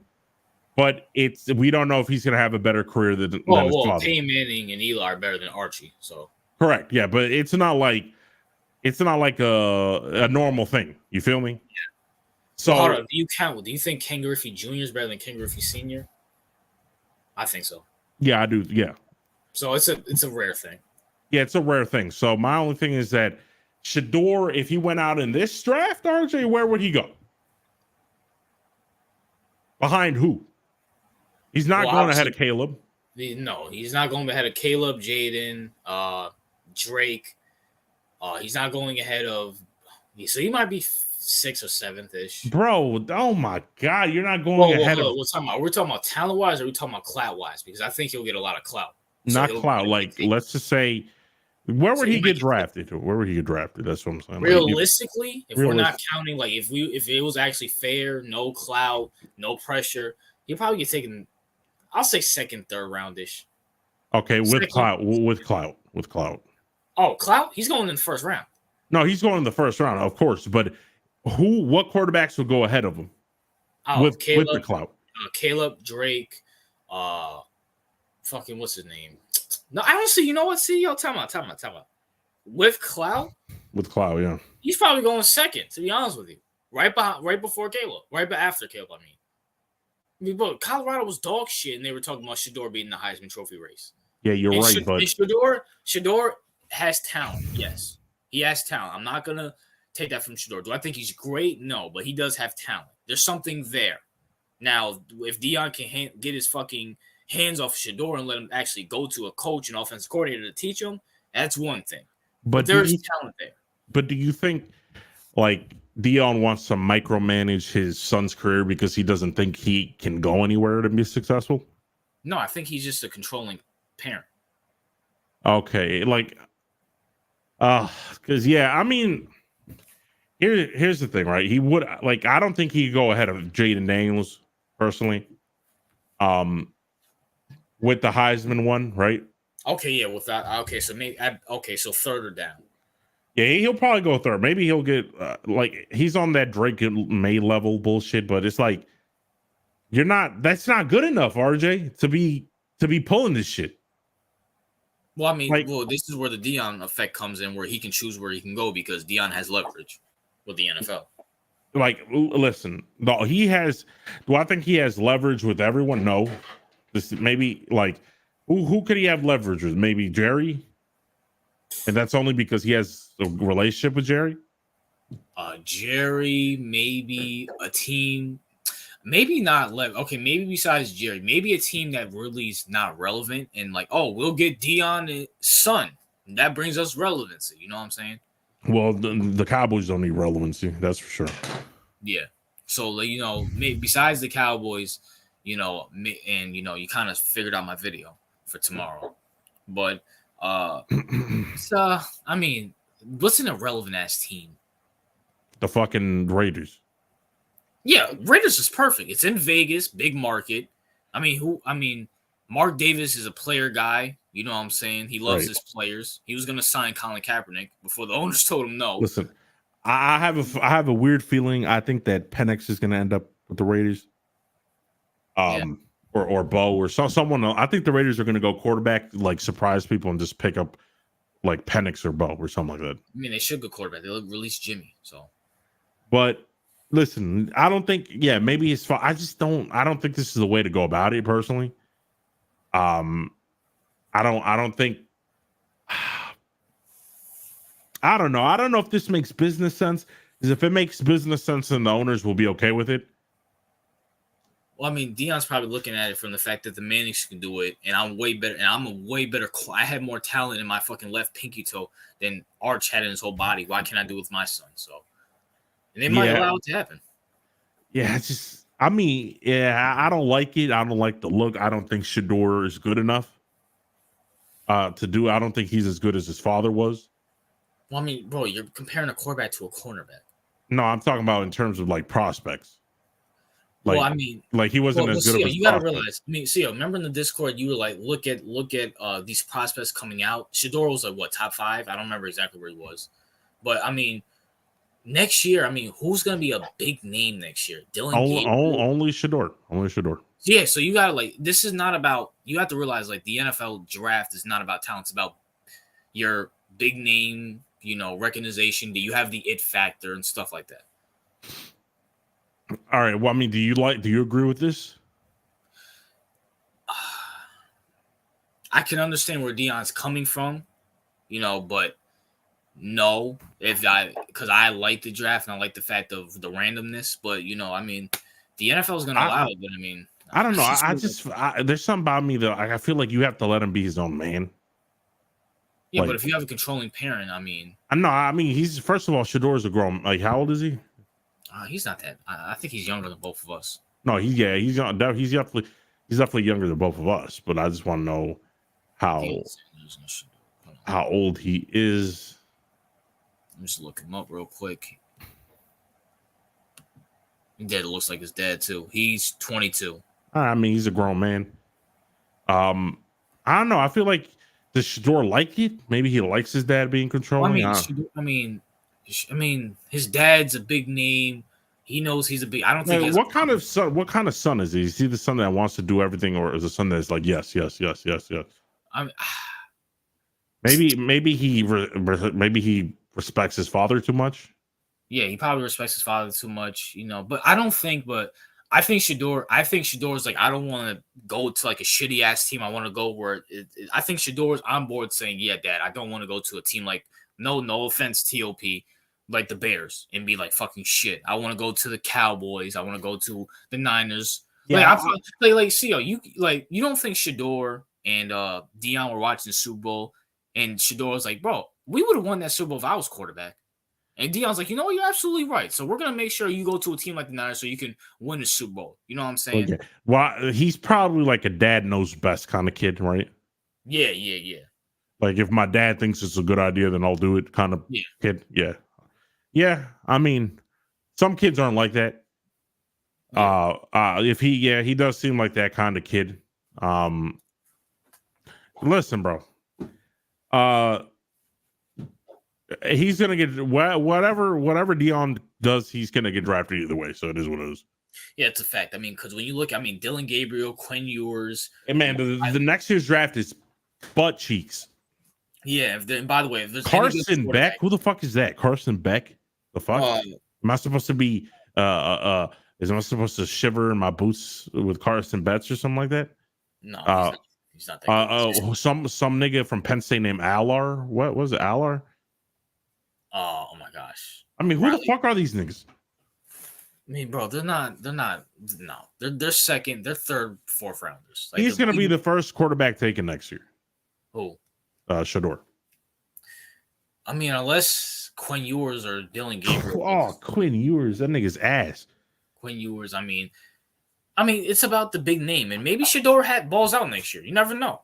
If he balls out next year, if he's top 3 or top 5 in the Heisman Trophy chase, and he actually balls out, I mean, maybe it's justified. I mean, I think Shador has talent. I don't think he's great, but I think mainly that has to do with because Dion doesn't let the coaches be the coach and fucking coach's son, and I think they're way too enamored in fucking fame and stuff. Because I think like a couple months ago, they were supposed to have a college team meeting, and Shador and his son, Shador, his brother Shiloh, and fucking Dion were in France modeling. So, What?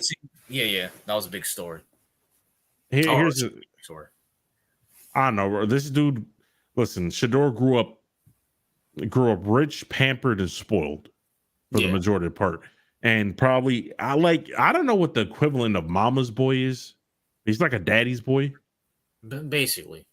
What I don't know. What is there an equivalent for that for men? I guess so, yeah. But whatever the mama's boy version of the father, that is what he is. I don't know. I feel like Shador, he has enough clout. I mean, people who watch college football know who Shador is. So maybe if his dad does do something he doesn't like, he'll probably say, "I'm not fucking doing that shit." And plus, I don't think Dion is, because I think Shiloh's going to stay another year in Colorado because he's not getting fucking drafted next year. So I think he's going to stay another year in Colorado, especially since he has this thing. So I think after he gets drafted, Shador's future's in his own hands at that point. He just wants to, put him up in the best places successful. Yeah, I get it. I mean, I'm not saying like Dion's a horrible person for doing this. Yeah, no, we're not saying. No, I'm just saying I'm not sure if this is like the way to go about it. Maybe it is. Maybe we just don't know. I mean, I don't know. I'm honestly in the limbo with this type of thing. Yeah, well, I mean, we're gonna find out in a year from now. And I'll see you before we move on to the NBA. Let's talk about our top 10 receiver prospects in the draft and our top 5 quarterback prospects in the NFL draft. So let me look up NFL draft top. Oh, let's go wide receivers. Wide receivers 2024 draft. Look at this. So Keon Coleman is number 10. Okay. So, a shout out to Keon Coleman. Dismiss. I never heard of this website. Sportsnot. What was it? Did you just randomly pick it? I mean, it was the first thing right here. Oh, okay. Just go with it. Yeah. I was trying to look up what's that thing? Oh my gosh, these fucking ads. What's that website that we use on Discord that you looked up? The thing on Discord that we look. Oh, that's yeah. I think so. You're trying to find receivers. Yeah, receivers. Yeah, our top 10 receivers. Yeah. Okay, so this is the top. Well, you can just put list of all college receivers. That's probably easy because the top 10 is kind of biased towards what they think is the best. As long as they don't got Ladd in there, we'll fucking. All of them. Look, that one has Ladd top 4. Shout out to Ladd. Ladd fucking bro. You have Ladd above fucking Brian Thomas? No, I wouldn't do that, but that's with them. Wait. Hold up. Ladd is behind. Go. Can I see that? They have him. He's out of the top 3. He's like the next best thing. I don't believe that. But, I think he's good. I think he's good. He's better than Johnny Wilson. I'll say that. Bro, I proved the stats and the fucking shit to do that. Listen, Ladd. He's not even the best. He's not even the best. He's not even the third best receiver on his fucking team. Listen, just off his name is Ladd McConkey. That means success. All right. Ladd McConkey. This dude's going in the fucking 5th round. NFL draft wide receivers 2024. Can we just find a fucking list? Let me just put a list. Because you want a list with all of them? Yeah, just to just look at the list because to name our top 10, even though I don't think I can name 10. Maybe no, you could probably go with.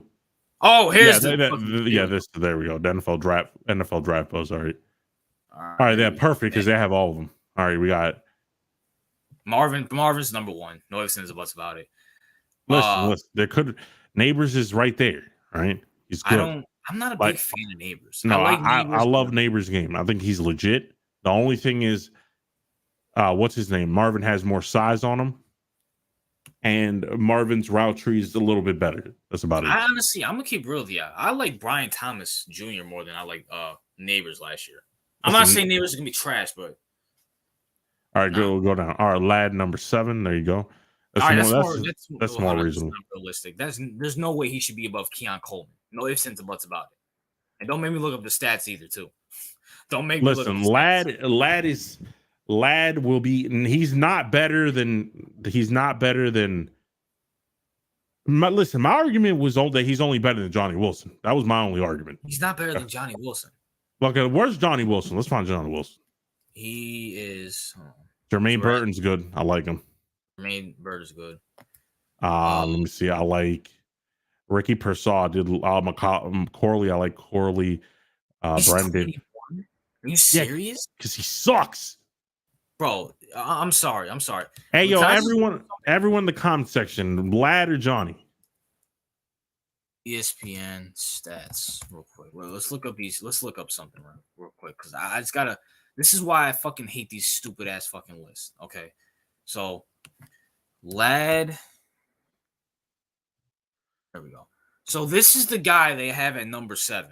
The guy with 30 receptions, 478 yards, and 2 touchdowns. When he gets it, he balls out. CEO, bro. Yeah, when he gets it. When the fuck does he get it? He's the 4th best option on his team. Like, are you bro? Listen, Lad is 1 reception, 22 yards. 3 receptions, 38 yards. 4 receptions, 81 yards. We're talking about a number 3 receiver, right? That's what the Lad to me is a number 3 receiver, right? Slot guy. So why are you hyping this bum up? Because that's where I'm putting him. Number 3 receiver. He's better than Johnny Wilson's a number 4, maybe not even a number 3. Bro, he's the number 2. He is at best a number 2 on a NFL team. Oh, no way. Oh, no. No. Johnny Wilson is a number 4 or 5 receiver. No, he's not. What are you talking? So is Lad. Lad is number 3. Bona fide number 3. He's not even number 3 on his team. It goes Bowers, the other 2 receivers, and him. Yeah, listen. Don't disrespect Lad's game. He's good. Bro, Johnny Wilson missing 3.5 games because he missed the Clemson game getting injured. Still put up more numbers than Lad, who started every single fucking game.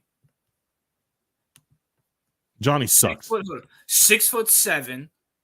Boo. Come on, bro. I've never seen a 6'7" receiver work.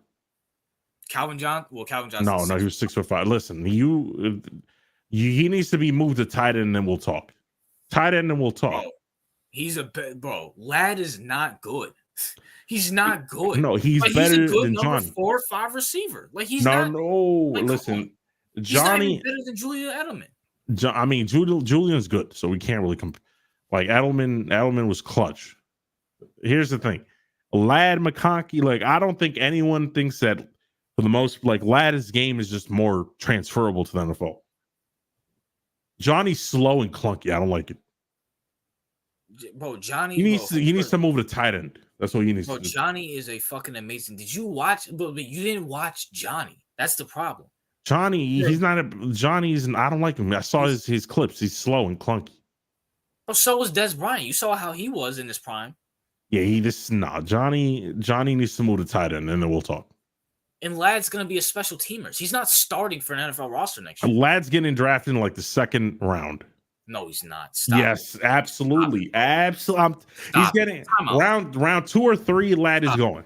Absolutely. He's in the 5th round. He's going in the 5th round. No fucking way. First of all, time out.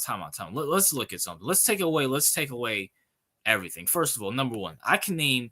First of all, let me just look at this. I'm taking the top 3: Marvin, Malik, Rome Duzde. I'm taking Brian Thomas. I'm taking Donald Mitchell from Texas. I'm taking Troy Franklin. I'm taking Xavier Leggett.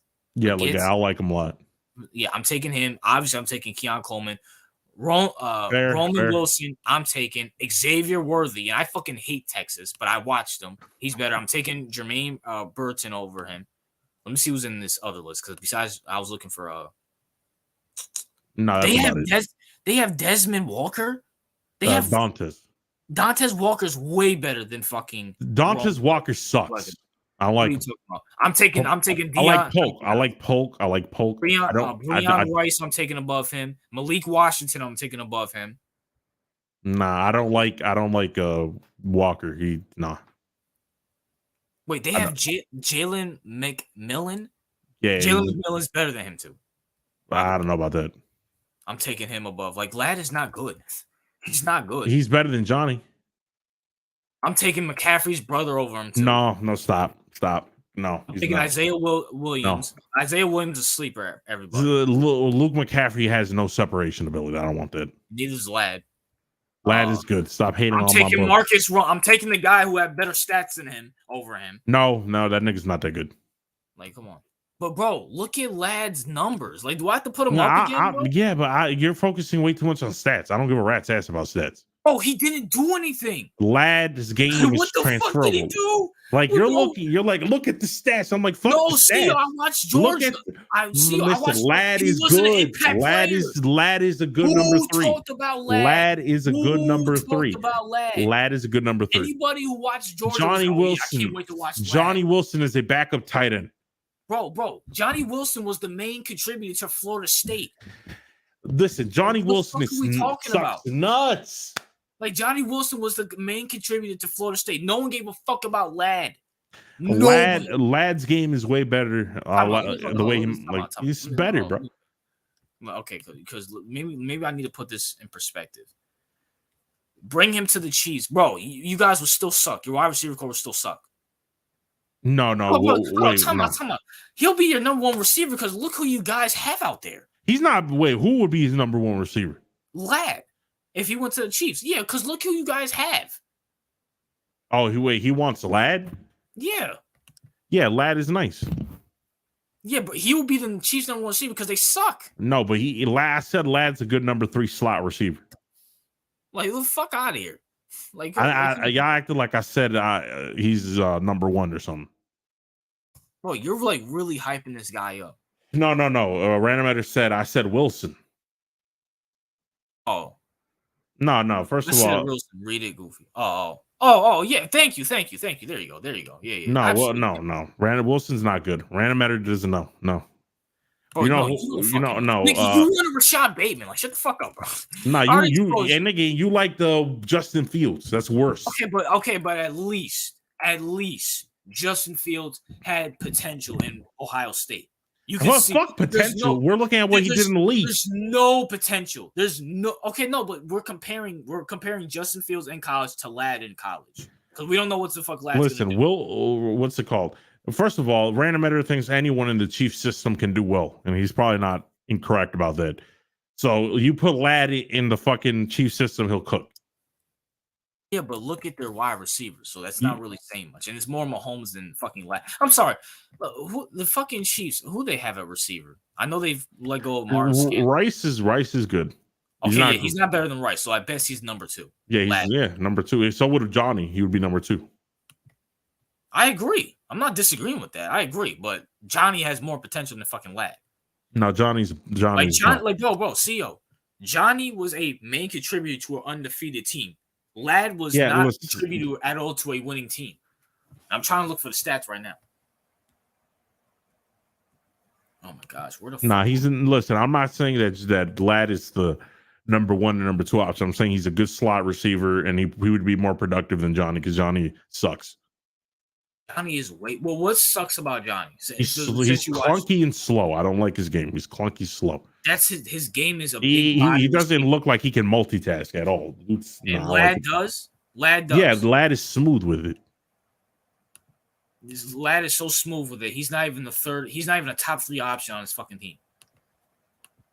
So you have Brock Byers, who had more fucking receptions than yards. He should go. He should go top 15.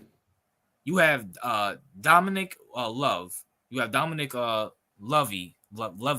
I'm horrible at pronouncing Like, names. what the fuck? More fucking receptions, yards, and touchdowns than Ladd. You have Marcus Jones-Jackson, who I think is coming back next year. More receptions and fucking yards than fucking Ladd. Then you have Ladd all the way down here. 30 receptions for 478 yards, averaging 15 yards per carry. 15 yards a touch with 2 fucking touchdowns. And this is who CEO's hyping up. I'm not a stat junkie. So CEO, I know. CEO, bro, he didn't do shit with Georgia. How many Georgia games did you watch this year? Yeah, here's the thing, right? How many Georgia games did you watch this year? Well, like 1. The fuck out of here, bro. Like 1. And by the way, I don't care about, because you watched a lot of college games. You thought Justin Fields was good. How did that turn out for you? Bro, you're talking okay. No, but how did that work out for you though? Were you right? Were you right or not? CO. Okay, were you right or not? Yeah, okay, there you go. Then what was the point? If you watching it, time out. you thought he was good. At least Justin Fields was a contributing. But that doesn't matter. It doesn't matter because your assessment was not incorrect. A contributing factor to a there was a lot of players who weren't contributing factors and do well in the NFL. And Ladd's not one of them. Like, come on, bro. No, that's what I'm saying. Like, you can't be a stat junkie in the college game and think that automatically translate. Like, that's not how that shit works. And watch Ladd. He's the least. No one was afraid of Ladd. The fuck? Listen, I'm telling you, as a slot receiver, number 3, he's good. Okay, fine. I agree with you. But to sit here and say he's better than Johnny Wilson. Johnny's a bum who won't. Johnny's a bum. Johnny's a bum. Hold on. How do I Florida State Seminole. State Seminoles. I just want to look something up. I just want to look something up because it's actually see, are you still there? Yeah, I'm here. Oh, I thought you left. Rushing, receiving. Johnny Wilson was our second best receiver. Was literally our second best receiver. And if he didn't miss 3.5 games, he would have probably outpassed fucking Keon Coleman. And I love Keon Coleman. But still, like, come on, bro. What the fuck are we talking about, bro? Johnny Wilson is a bust. I mean, he's not a bust because he's not gonna get drafted high. By the way, with starting less games, he has the same average yards per catch as a fucking Ladd. Listen, Ladd will be more successful. I'm saying it right now. Yeah, he might be because Johnny Wilson has an injury problem. If Johnny Wilson did not have an injury problem, he'll be. That's the only thing that Johnny has that Ladd's more healthier. Now, granted, because Ladd doesn't get the fucking ball because he fucking sucks. He doesn't have to get hit like Johnny's, but still. Not like people get enamored with Wilson's height. I don't think he's that good. I'm not enamored with that. He's good. I said some people. Great catching traffic. I think for a big man, his route running is not bad. He's fast for a big man. The only problem I have with him is fucking injuries. Other than that, I'm taking him over fucking. Bro, you put Johnny Wilson on fucking Georgia? They're fucking cooking. Bro, please. No, I'm telling you, he's in the next level, he's not going to produce. Just watch. Please, bro. Get the fuck out of here, bro. Johnny Wilson, the next level is not going to do anything. And neither is Ladd. So what's your point? Ladd's gonna be a number 3 he's gonna be a starting number 3 receiver on the team. Johnny's gonna be a practice squad player in like 3 years. And so is Ladd. Ladd's not good. Ladd's gonna be a number 3 option on the team. CEO, you think a guy who was the number 4? Yeah, he's gonna be a number 3 slot receiver. Good. He's not fucking good, bro. He's a number 3 slot receiver on the team. CEO, one hit, he's out of the NFL. That's Johnny Wilson's whole career. What are you talking about? He's big. What are we talking about, bro? Johnny Wilson's a number 5. That's going to be a practice squad guy.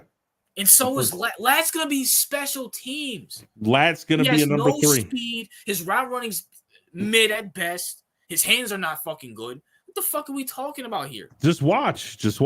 You're incorrect. Bro. You're incorrect about this one, bro. CEO, bro. He versed the backup fucking Florida State team and has 1 reception for 22 yards. Like, bro, I can't believe we're arguing a guy who fucking sucks. Are you serious? Ladd is legit. Okay, so let's see. Why don't your punk ass team draft him in the first round? How about that? Since he's absolutely not, because he's not number 1. He's so fucking legit. He's a number 3 slot receiver. Well, why don't your punk ass y'all act like I'm saying he's a number 1. I say he's a number 3 slot receiver. Just hyping him up. I think because here's the thing. I think he's a number 3 slot receiver, which means he's a 4th round pick. And I think Johnny's not even that. Johnny's a practice squad nigga. Bro, Johnny is the fucking bro. He was ranked before this season started, before he got injured. He was ranked one of the best receivers in the fucking league. What are you talking about? Well, that's not how people are going to view him. So, yo, I promise you, I will promise you, if Johnny stays healthy, he will be in the NFL longer than fucking Lad. That's the only. Right, That's, we'll see. That's the only thing you have on me. Health wise, yeah. But if you're talking, if Johnny can stay healthy, if you take some steroid to be fucking healthy, what's up, Lewis? Like. He's blowing Lad out the fucking water. It's not even fucking. Listen, there's nothing in. No. I can't believe I'm sitting here arguing about Lad. No, two receivers on Jordan. You're worried about Lad. There's literally like 15, 20 receivers better than fucking Johnny Wilson. And if that's the case, there's 20 to 25 receivers better than fucking Lad. And well, Lad's in front of Johnny, so it is what it is. Because these scouts are retarded. Like, come on, bro. These are the same scouts who say JJ McCarthy is the top 5 prospect. He's a top 3 prospect. Like, come on. This is what I'm talking about. You can't rely on the scout, like not all scouts are saying that. The scout, like this is why I keep telling y'all niggas, the scouts are different. There's a scout that said he's a 5th round talent and they're drafting him in the 1st. That's literally what the scout said. And there's 5th round talent drafting him in the 1st.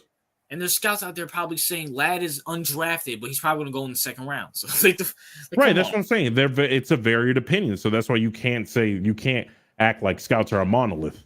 Yeah, but but once again, bro, like, do I think Lad's going to get drafted? Yeah, sure. Why not? He will get drafted higher than Johnny. Can you agree to that? Probably, yeah, because Johnny has the injury history. I'm talking about success in the NFL. I think if Johnny can stay healthy, listen, he's going to have more success. I feel it's going to be situation dependent, and you know that. It's going to be a situation dependent thing, and I feel like Lad's going to end up in a better situation. I promise you, hypothetically speaking. If Johnny falls to the Chiefs, if they had the option between Lad and Johnny, you don't think Patrick Mahomes would want a 6'7"? Like if it's 4th and 3, you think if it's 4th and 15, you think he wants Lad, or you think he wants fucking Johnny? I don't know. He likes short receivers. Look at Tyreek. Even though Lad is not really short. Bro, you really try to compare this, bro. You're comparing Tyreek to fucking Lad. I'm talking about their heights. Not their Tyreek. The reason why he liked Tyreek is because he in 4th and 15 he can outrun everybody. I'm talking about 4th and 15 when you need a 4th and you need the 4th down to win the game. He's gonna want Johnny, who's 6'7", can jump over everybody and catch the ball. He has Travis. He has Travis for that. Travis is fucking old, so. And listen, all right. Listen, put Johnny to tight end, and we'll talk about it. Bro, Johnny doesn't need to play fucking tight end. He's not. Johnny's a shit receiver. Kaiju, he needs to change. Kaiju. Okay, yeah, he's elusive, but he's not that elusive. I'm sorry. Listen, I'm being realistic about what's it called? No, first of all, random matter. What's it called? Travis is 6'5", and Johnny Wilson's official height is 6'6". So they're similar in height. He's not 6'7". You should probably look up the combine report before claiming he's 6'7". Anyway. His combine, he's 6'6". Well, isn't this the same combine who said fucking Bryce Young was 6 foot? The combine reports are the actual reports. That's the real measurements. Anyway, and I'm not the one hyping up Lad. I'm putting him at the correct position, the number 3 slot receiver. No, I'm not hyping up Johnny. But you're just saying. Yeah, because Lad, like, Kaiju likes Lad way too much. I put Lad in the correct space. Because Kaiju said he'd be okay drafting him in the with this number 3 overall pick. All right, you didn't say that. That's the kind of crazy to say. Hey, yo, Kaiju, would you draft Lad in the 1st round? Look, Lad should not even be drafted in the 3rd round. No, I think 3rd round is fine for him. Like, there's other receivers better. I'm taking both Washington receivers. I'm taking now. If Tez Johnson was coming out in Oregon, I'm taking him and Troy Brown above him. A 6'7" receivers, you no random matter. You don't know what the fuck you're talking about. There's been. I agree, random matter. No, that's just so stupid. Like there's been no successful 6'7" receiver. Bro, you're acting like Calvin Johnson doesn't exist. He's 6'5". There's a cap to it. But that's the same thing. No one can stop him. Oh my god! How many 6'5" receivers have there existed that being 6'5" is not the same? Is not some guaranteed success. Like the only reason Random Matter likes him because he's enamored with his height. It's obvious. Thank you, the Random Matter. Neither do you. You watch one game. Listen. When we get to when we get to free agency, I'm about to cook Random Editor because he was dead wrong on something, and I'm gonna put his ass on Front Street for talking shit last week. What? Hold on. What fucking game did you watch of Lad over Georgia? Wait, what? What game? Like you said, you watched one game of Georgia. What game was it? I have no idea. Okay, because I'm looking at these games. If you watch Florida State, he had one reception for 22 yards. He had 3 receptions. So I mean, unless you watch. Okay, wait. Hold up. Look at what Kaju said. Yeah, I'm a advantage of it. What is he saying? Yeah, basically said, I'm gonna take advantage about it. I'm gonna take advantage of it. We said he wants to take Lad with the number 3 pick. See, that's excessive. But Kaiju doesn't mean that shit. He doesn't mean that. I hope he doesn't. Yeah, I mean, look, all right, we might as well talk about free agency. What does he want to bring about free agency? Oh no, because we were gonna talk about trades and shit, all that. Well, yeah, we can get into it because we kind of covered the whole. All right, so first I wanted to cup the Titans. Snead went to the fucking Titans, right? Yes.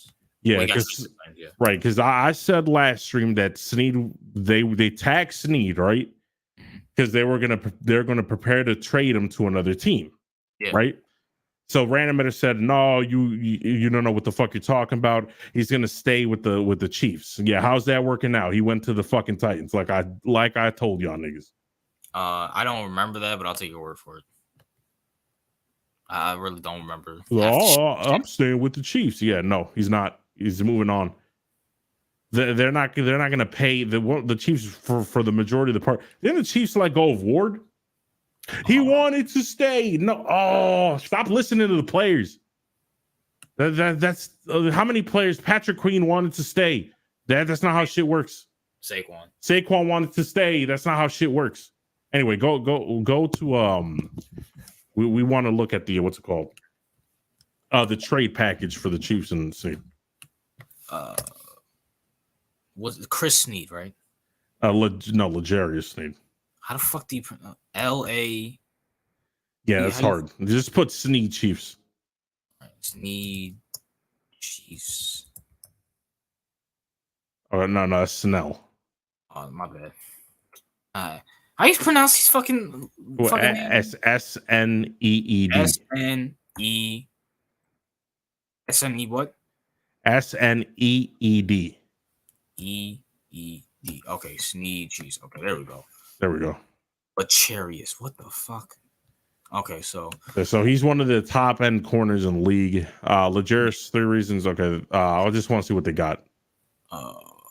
Okay, here we go. This week, they agreed to part with him for necessity a single 2025 third-round pick, also swapping 7th-rounders to send the star corner to the Tennessee Titans. So a 2025 third-round pick and swapping 7th-round picks for this year. They weren't going to pay him anyway, so that's what they wanted. They wanted to. Well, it says right here the Chiefs weren't set to pay. Yeah, that's what I'm saying.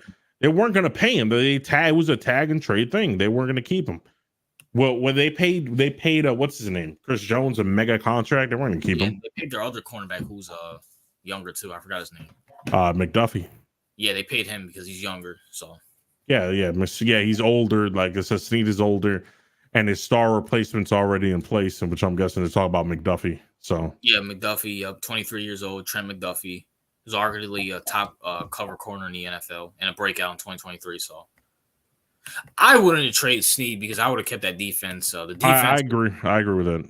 But I mean, CEO called. I guess they traded him. So now, CEO, who do you think won free agency overall? Okay, so this is a fun one. You could say the Eagles. Yeah, because they added Saquon. They added a shit ton of people.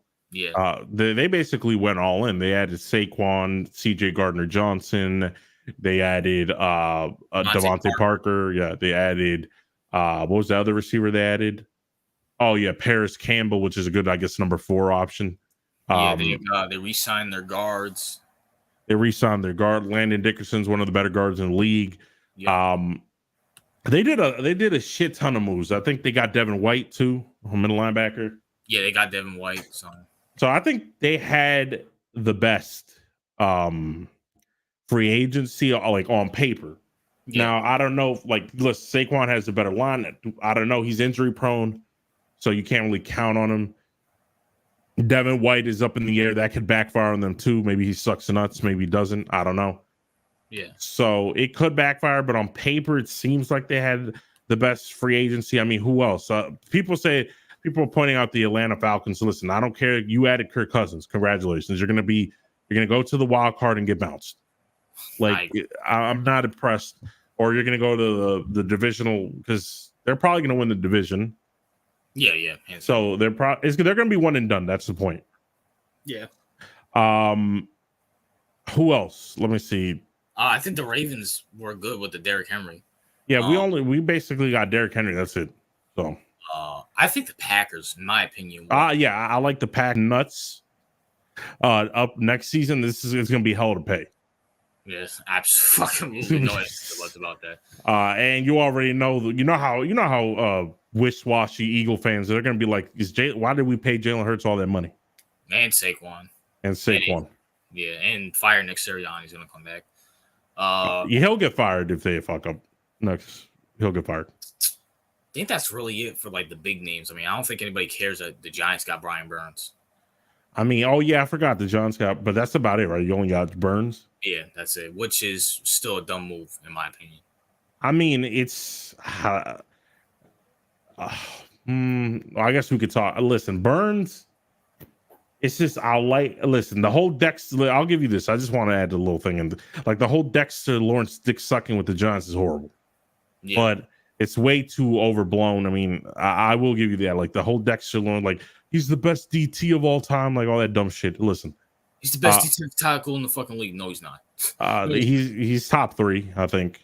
Yeah. And what's it called? I do like Kayvon. First of all, Kayvon, we have to see. He could either take the next step and become an elite pass rusher, or there's also the possibility that he could He can regress and be one and done. In terms of being, because we've seen people with double-digit sacks one season then fall off a cliff. So Kayvon's way too inconsistent. So we'll have to see. Like next season, and in theory, on paper, Brian Burns, Dex, and Kayvon should cook. On theory, like on paper, right? Yes, in theory. But we'll see. I mean, Bobby Okaraki's okay. I think he's good, but I think y'all do overhype him a little bit. McFadden, the white linebacker, is he any good? I mean, I saw a lot of good plays from him. We released him. You released him?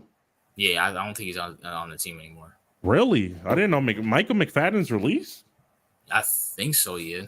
Everyone was talking about how good he was. I thought it. I mean, he was good.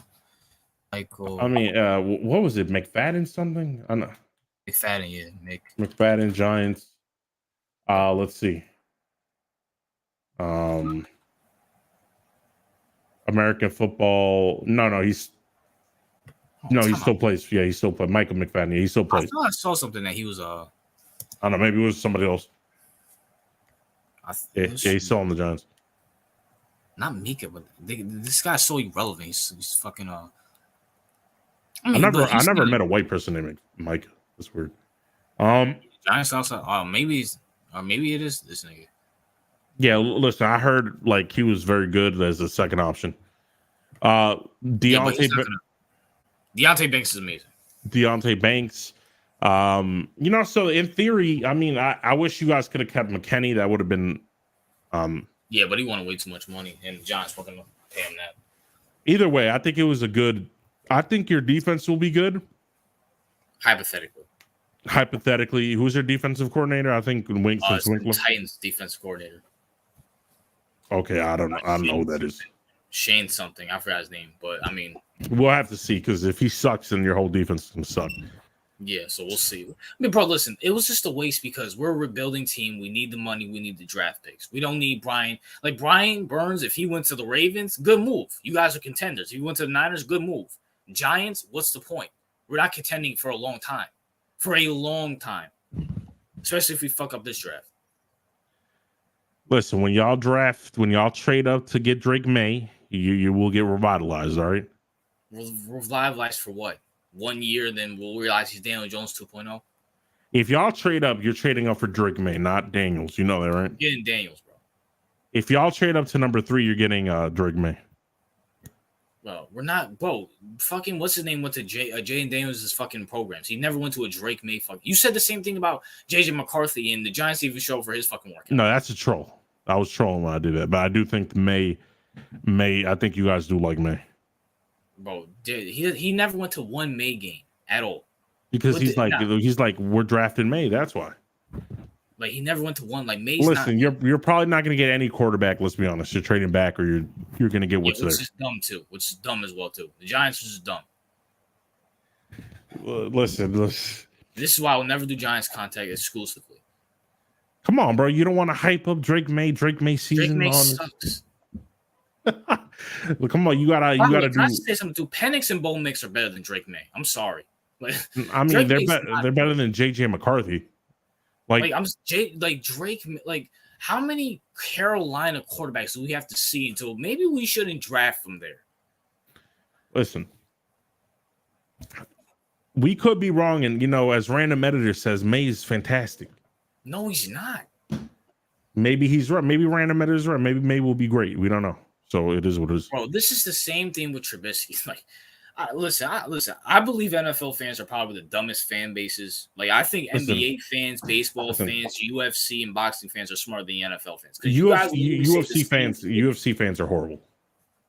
Yeah, but UFC, and I agree with you. They're annoying as fuck. They're annoying, but at least they're somewhat accurate. NFL fans will literally say, "We'll see Trubisky," but a white 6'5" quarterback or 6'3" quarterback going to North Carolina. Let's go. He sucks. Daniel Jones, 6'5" and white. I understand. He's good. Listen, he sucks. Here's the thing. Sam Howell. He's like it's the same shit. I believe Drake May is ass. Right. That's my assumption. That's my belief.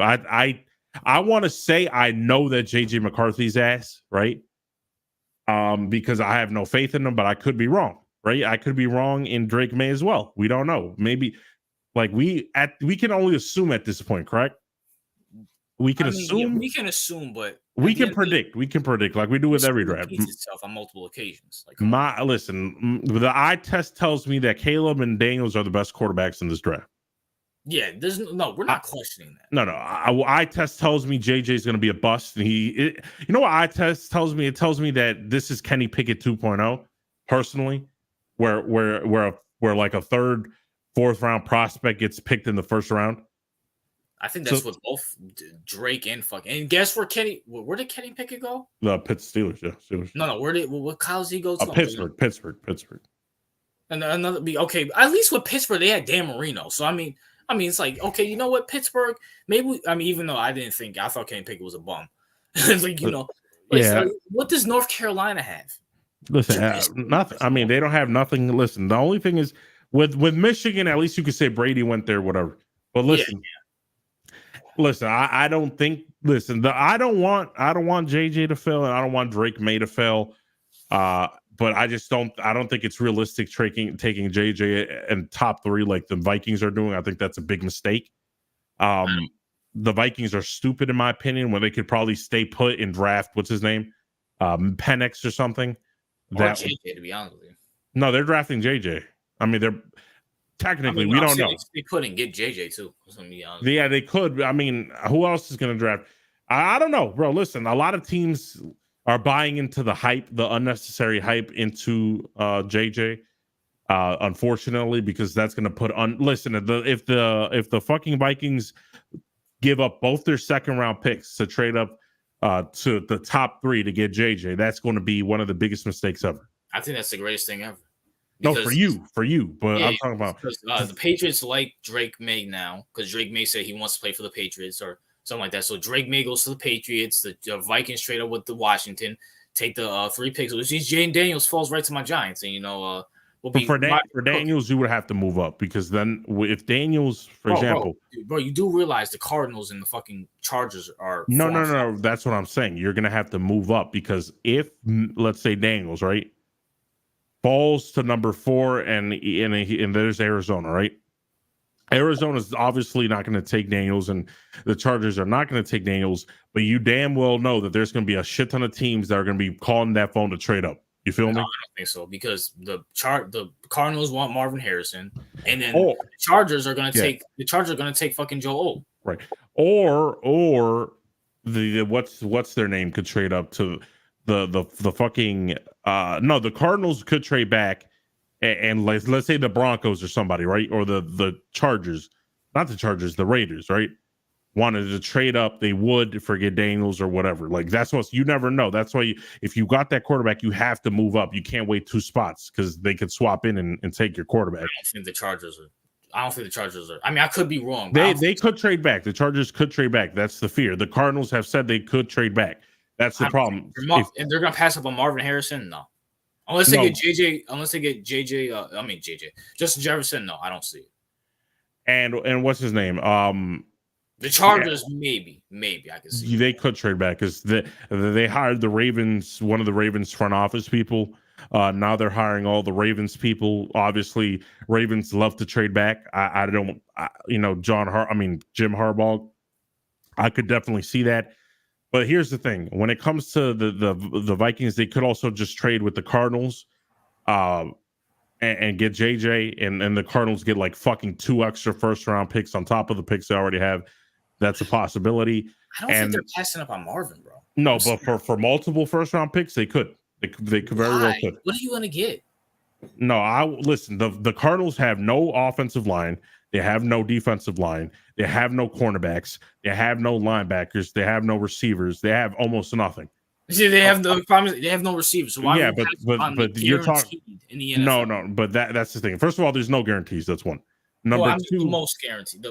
If you had to put your life on it. Number two, like if you can address multiple positions over just one position, you're going to do that. So I feel like the Cardinals, since first of all, they can't attract anyone in free agency because who the fuck wants to go to Arizona, right? So on top of that, you're going to need to fill in a lot of roster spots. So they're going to want to get as much talent as possible. So I could see them like getting an Adonai Mitchell at the end of the draft, near the end of the draft, or someone like that, and then trying to fill in the roster with the other picks. That's a possibility. I think that's more likely for the Chargers than the Cardinals. I think the Cardinals were set on MAH. Like the smart thing, honestly, is not always to take Marvin Harrison, right? But they have other picks in the draft that they can address, though. That's what I'm saying. But if the Minnesota calls them and say, "Listen, we want that pick. We're going to give you 2 extra picks and like a second or a third," right? And then you're like, "Oh shit, now I got an extra first round pick. So I'm going to have 3 first round picks in this draft." That's insane. You can address cornerback, defensive tackle, and receiver. But none of those players are going to be as good as Marvin Harrison. We assume that. That's okay. Yes, we assume, but it's safe to say. Come on, bro. It's Marvin Harrison. Yeah, he's good, but I'm not gonna if I can address multiple positions, I'm not gonna just be like, okay, let me get because look at the Minnesota. Like we can agree, Justin Jefferson's a generational talent, right? Yeah. Okay, they suck nuts. You feel me? If you want to add Justin Jefferson to that trade, okay, fine. Fuck Marvin Harrison, but nah, for Marvin, no, I'm good. Justin, nah. It's just I do think a good receiver is good, but if I can address some more positions at the higher levels, I would, especially if it's like offensive tackle or defensive line. I'll probably do it. Well, there's a few things. Kaiju, shout out to Kaiju. Kaju's been taking major W's. Drake May is better than JJ. I will say that. Drake is racist. Yeah, that's why he's going to the Patriots. And Drake May is going to be asked that Giants team is going to be a dumpster fire. That's a fact. Yeah, that's a fact. Listen, Drake May, I don't believe in Drake May, but I wouldn't be surprised if he turned out to be okay. I only believe in Caleb, Penix, and Daniels. Okay, yeah. Personally, those are the people I believe in. But I could be wrong. Who knows, bro? I don't know. We could be wrong. I don't believe in it. Apparently, Random Editor likes May, so maybe we'll see. We'll have to see. May's not good. I'm trying to tell you right now. Bro, he's better than JJ. I'll say that. Okay, yeah, but I mean that's not saying much. Bro. Not really saying much, bro. I feel like JJ's I hate this thing because we never know who's who's going to be good or not. We can only speculate, Come but on, man. But what was I about to say? Let's talk because I mean the NFL. We're gonna talk a lot about that next month. But let's talk a little NBA CEO and wait, CEO. I we're think done with your wish, huh? we're done with all the NFL topics. Yeah. Okay, go ahead. CEO, your wish might be coming true. The USA versus the world or international might be Okay, coming true. Adam Silver has suggested the USA versus world All-Star game might be coming. okay. And he thinks now he's trying to trying to stop the lighting from it because he believes in he said hold on. I'll read his words right here. Silver said that the league is considering it. It's not a new idea. When it comes up historically, we thought there would be such a imbalance not because of the competition on the floor, but in fairness to the players. Even now, as it continues to grow, more than 25% of our players have been born outside the United States. So you're picking from one pool of 25 and another of 75. It might not be fair, Silver said. When it came up again this year at the committee, at the fucking competitions committee, people say maybe we'll figure out a way to deal with that. If you select an all-star team, you may need to add a few international players to even the teams. I agree with you. He told Michael Wilbon during the NBA, it's incredible. And then Nikola Jokic, Giannis, blase. So basically saying, it might be a possibility. CEO, your thoughts on this? And would you be interested in this? I mean, I guess the NBA is trying to do new things. I mean, which I applaud them for. Yeah, I mean it's fun. It's fun. They're trying to do new things. I'm not. Whoa. I don't know how I feel about it personally because I'm not really moved with it or against it. I'm pretty in the middle with it, to be honest with you. What do you think about it? Time out. Joakim Noah is not from the USA. It's not. Oh, he's French? That makes sense. I would have never get. He acts way too hood to be French. I'm actually shocked. What the fuck? He's French? Apparently, yeah. And you never fucking told me this, CEO? You fucking cuck. I don't like French people, so I don't speak on them. By the way, speaking of that, I met a French Canadian playing 2K. You know what I'm saying? I didn't even know a French Canadian exists. French Canadian. Yeah, there's actually a lot of them, actually, yeah. Not the awesome kid, by the way. Because I think, oh, yeah, awesome kid, that's right, yeah. But, I mean, it's very interesting to see. I mean, now, granted, is it going to be real rules? Or I'm assuming that if you put the USA versus the world, you're going to have the USA players saying, okay, we want to beat these little fucking faggots. And then you're going to have the world players saying, we want to beat these US faggots. So I think it'll be more competitive and it'll be interesting to watch. Now, granted, who will win? I don't know. Because, I mean, you're going to have, I mean, let's look at it from this perspective. Let's look up the best players, best NBA players right now. NBA players right now. So, by the way, it's fun fact, CEO. The last American player to win the MVP was James Harden back in 2018. So, damn. And that seems like a fucking long time ago. So this asshole's on the fucking Rockets now. Not the Rockets, the Clippers now. So, Jesus Christ. Oh shit. Can we get rid of? Okay, just a side note. I fucking hate when you try to share your screen. They show all these gay ass ads. Let's see. Okay, so you got Giannis. That's international. So he's gonna be the starting 4. Okay. So you're gonna have Nikola Jokic. He's gonna be the starting center. Curry's gonna be definitely the starting point guard because Luka's gonna be the number 1. He's gonna be the point guard for the world team. Okay. Does Kevin Durant make the cut for the starting USA team? I think so, yeah. Yeah, okay. Embiid, that's gonna be a good question. What? Who's gonna? All right, so Giannis can play the 3 and the 4. So do you put Giannis at the 3 and then have Embiid and Nikola Jokic, having Nikola Jokic at the 5 and put Giannis at the 4 since he can score and he's big, he's tall? Yeah. So I mean that's a good question. I mean Tatum's obviously gonna be the 3 for the world team. Whoa, I don't know. Well, Luka's gonna be. So who beats out who? So I mean, I guess LeBron can play the 4 and Tatum can play the 3. Yeah, that could work. Kawhi, I don't think Kawhi makes. I think he comes off the bench. To be honest with you, Kawhi comes off the bench. Yep, I agree with that. Jimmy comes off the bench. Ja, yeah, Ja's gonna come off the bench, I guess. Book could probably be the two. Book could probably be the starting two. Dame's coming off the bench. Donovan's coming off the bench. AD. I'm gonna keep it real with you, CU. I think AD is probably the best center in the NBA that's American. I'm gonna keep it real with you. I mean,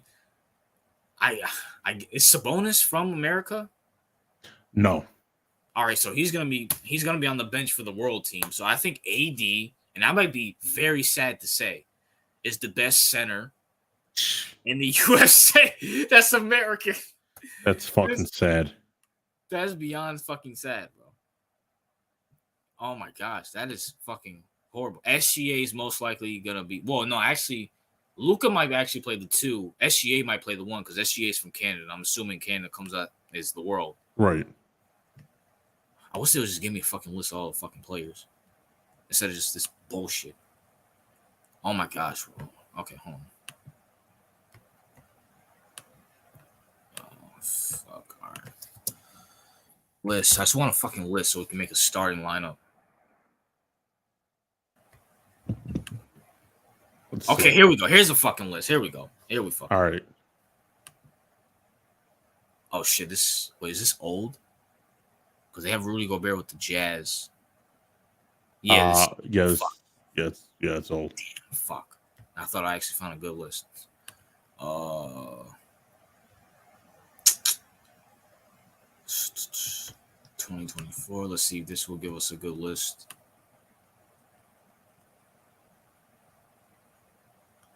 Ant's probably gonna come off the bench. Oh yeah. Yeah. Okay, I just want like a list where it shows us all the players instead of me scrolling up. Put 2024. Top 100, maybe. Let's see.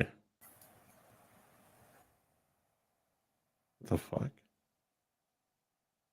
Okay. So, yes, this counts. Let's go all the way down.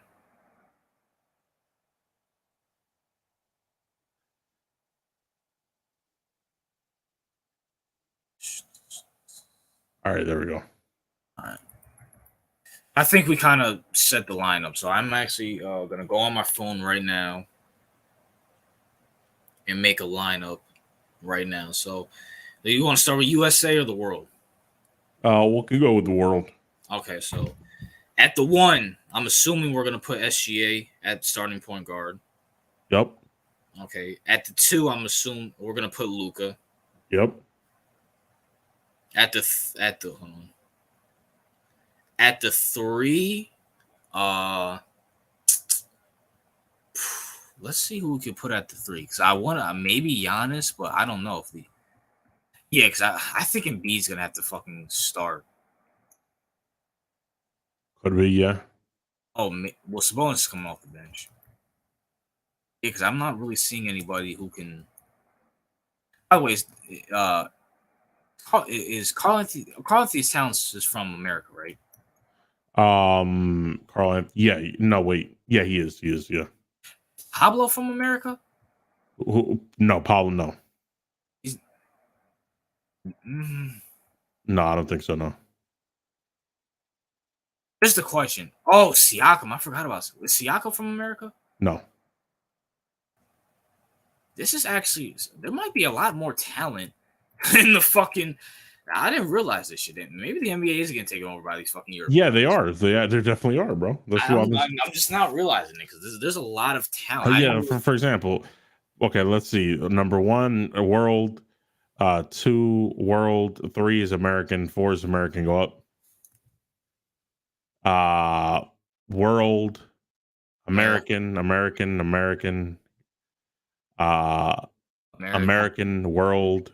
American. World. Go up. American. Okay, 4 Americans. Just yeah. Okay, there you go. One world. A world. World. We got one world. Let's see. Yeah, because this is our American. Laurie Marketing, he's American. He's world. He's world. So before it wasn't this prominent. You feel me? There's a ton of world, especially in the top. Yeah, that's a fact. So at the at the 3, we'll put Giannis. We'll put Giannis. At the 4, we'll put Embiid. And at the 5, we'll put obviously Joker. And then let's not worry about the bench because fuck the bench. Okay. So we're gonna go to USA. So obviously the starting point guard. Who will be the starting point guard for the USA? I'm Curry. Obviously. Yeah, Curry. So let me do that. Curry. And then number 2, who'll be the 2? Booker? Yeah, I'll put Booker. 3 will be Tatum. Now here's the good question. Are we putting Bron or KD at the 4? I think Braun. You're gonna put Bron well, yeah, for star power, obviously. They're not gonna leave Bron out. So KD will be coming off the bench. And then at the 5, we have to put AD. We have to. He's the best. I mean, I can't really think unless you're gonna put DeAndre Jordan or some shit like that. I mean, I can't really think of. Okay, Josh says Paolo is from Seattle, Washington. Oh, Paolo's from Seattle? I thought he was an international player. I wish Donnie was here. He's probably fucking somewhere beating his dick off. Facts. Yeah, he is. He's from Seattle, Washington, which is weird. Maybe he's just Puerto Rican. He's born here. Okay, what? He's coming off the bench anyways. Who cares? So we have a starting lineup of the world: SGA, Luka, Giannis, Embiid, Joker versus the USA with Curry, Booker, Tatum, Bron, and AD. CO, who do you have winning that matchup? Okay, repeat it again. The world, you have SGA, Luka, Giannis, Embiid, Joker. Okay. US versus the USA with Curry, Book, Tatum, Bron, and AD. You got to give it to world, no? I'm gonna keep it real with you. Low key, yeah. Yeah, that's what I'm saying. I mean, because let's look at it. Okay, SGA versus Curry. Right now, Curry. Right now, just Curry. Right now. Yeah, right now. Yeah. Luka versus Booker. I'm gonna keep it. I think Luka. You gotta go with Luka. Yo, TRL's probably is gonna. Yeah, but you know we gotta go with Luka. Booker versus Tatum versus Giannis. You're a Celtics fan, but Giannis right now is the better player. Slightly. I actually agree with that, but you have to give it to Giannis. Bron versus Embiid. Obviously, Embiid. He's younger and bigger. And then AD versus Joker. That's not even a competition. So besides Curry. Yeah, that's what's the world. Dang. We get smoked. Yo, we get smoked. I mean, it'll probably be close, but still, I mean, the fact that Worlds is this dominant is crazy. And then that's not even including Victor, who, so someone said Victor Wembanyama is overrated. I think he's, I honestly thought he was overrated, but honestly, he's actually exceeded my expectations, to be honest with you. Who? Victor Wembanyama. Oh, yeah, I kind of, because he's French, tall as shit. Yeah. I was like, yeah, this is not a good recipe, but yeah, he did exceed my expectations. Like, have people hyped him up ridiculously? Yeah, but I mean, he's playing better than I think a rookie would. I mean, you can't really blame the win-loss record on him because his team is horrible. Yeah, so, and people are like, you can't say that because the team is horrible, but at the same time, how old is he? Like 19? He is 20. 20? I mean, he's a rookie. Like, you really can't. I'm going to show you his stats right now. And by the way, everybody on this team ball hogs and keeps the ball away from him. So he's averaging 21 points, 10 rebounds, and 4 assists. That's really, really good, bro. For a rookie, that is really good. Shooting 47% from the field. That's for a rookie. Come on. It's good, bro. Like, see, if we would have said, bro, he's going to be averaging 21 points or 20 points and 10 rebounds, you'd be like, okay, we didn't think, like, people were hyping him we're saying he's a generational to LeBron. Maybe not that, but you'll be like, okay, that's really fucking good for a rookie on a dog shit fucking team. Yeah, it is. And plus, I don't think the Spurs play him along. I think they restrict his minutes. Yeah, they restrict his minutes, which that's actually I give him credit. I mean, I don't dislike. I don't know why. I mean, I don't think you dislike Victor. Well, you No, dislike. I don't dislike Victor himself. No, I don't dislike Victor. I mean, I don't like the French, but you feel me? So, I mean, I don't dislike him specifically. You know, I mean, shout out to Victor Wembanyama. You know what I'm saying? He's doing this thing. CEO probably wishes the Celtics. Spurs suck dick. I mean, yeah, they do suck. But part of me thinks, are they tanking for another good player next year to build with Wemby? You know what I'm saying? I have no idea. Like, I feel like the fucking Spurs are purposely trying to suck nuts because, first of all, why the fuck are you trying to restrict Victor's minutes? Right? Yeah, he's young, healthy. I don't get the point of restricting his minutes. You want to restrict his minutes because you don't want to win. Yeah, because he does win games. Like, he did win that shit. RJ and CEO and B would be on the USA team. No, he wouldn't. What? Embiid, he would. Let me see. He changed his government. What? Let's see. Joel Embiid, born in Yaoundé, Cameroon. How the fuck is that American? What the fuck are you talking about? He said he switched his government. You can't switch your I don't know what that even means. Well, switch his government. What does that mean? He changed his government. The hell? They change just because you change your government does not mean you're still world. Well, let's punch. You do realize this guy can be beat to the port at any point right now. I hope Bronny stays 4 years instead of coming out this year. I kind of hope that too. Yeah, I do want. Yeah, I don't want. I feel like LeBron is kind of like pushing it. Yeah, because he wants to play with his son so bad, and obviously he can't wait another 3 years. Yeah, so. But at the same time, is Bronny ready to come out? No, absolutely not. I think it's beneficial he stays 3-4 years. Ron wants Bronny to come up. Yeah, I know, because he wants to play with his son type shit. You know, yeah, but is that the best for Bronny? I don't think so. Yeah, he's kind of like in that Dion thing where he wants his son to go to a specific team. He wants to play with them and stuff like that. So I actually scratched that. Chet. Oh, I forgot about Chet. Chet is from Minnesota, so at least the USA got two. Oh, I thought Chet was world. He looks world, but I mean, hey, I guess it is what it is. Chet Holmgren. Yeah, okay. I'm not putting my faith in Chet Holmgren.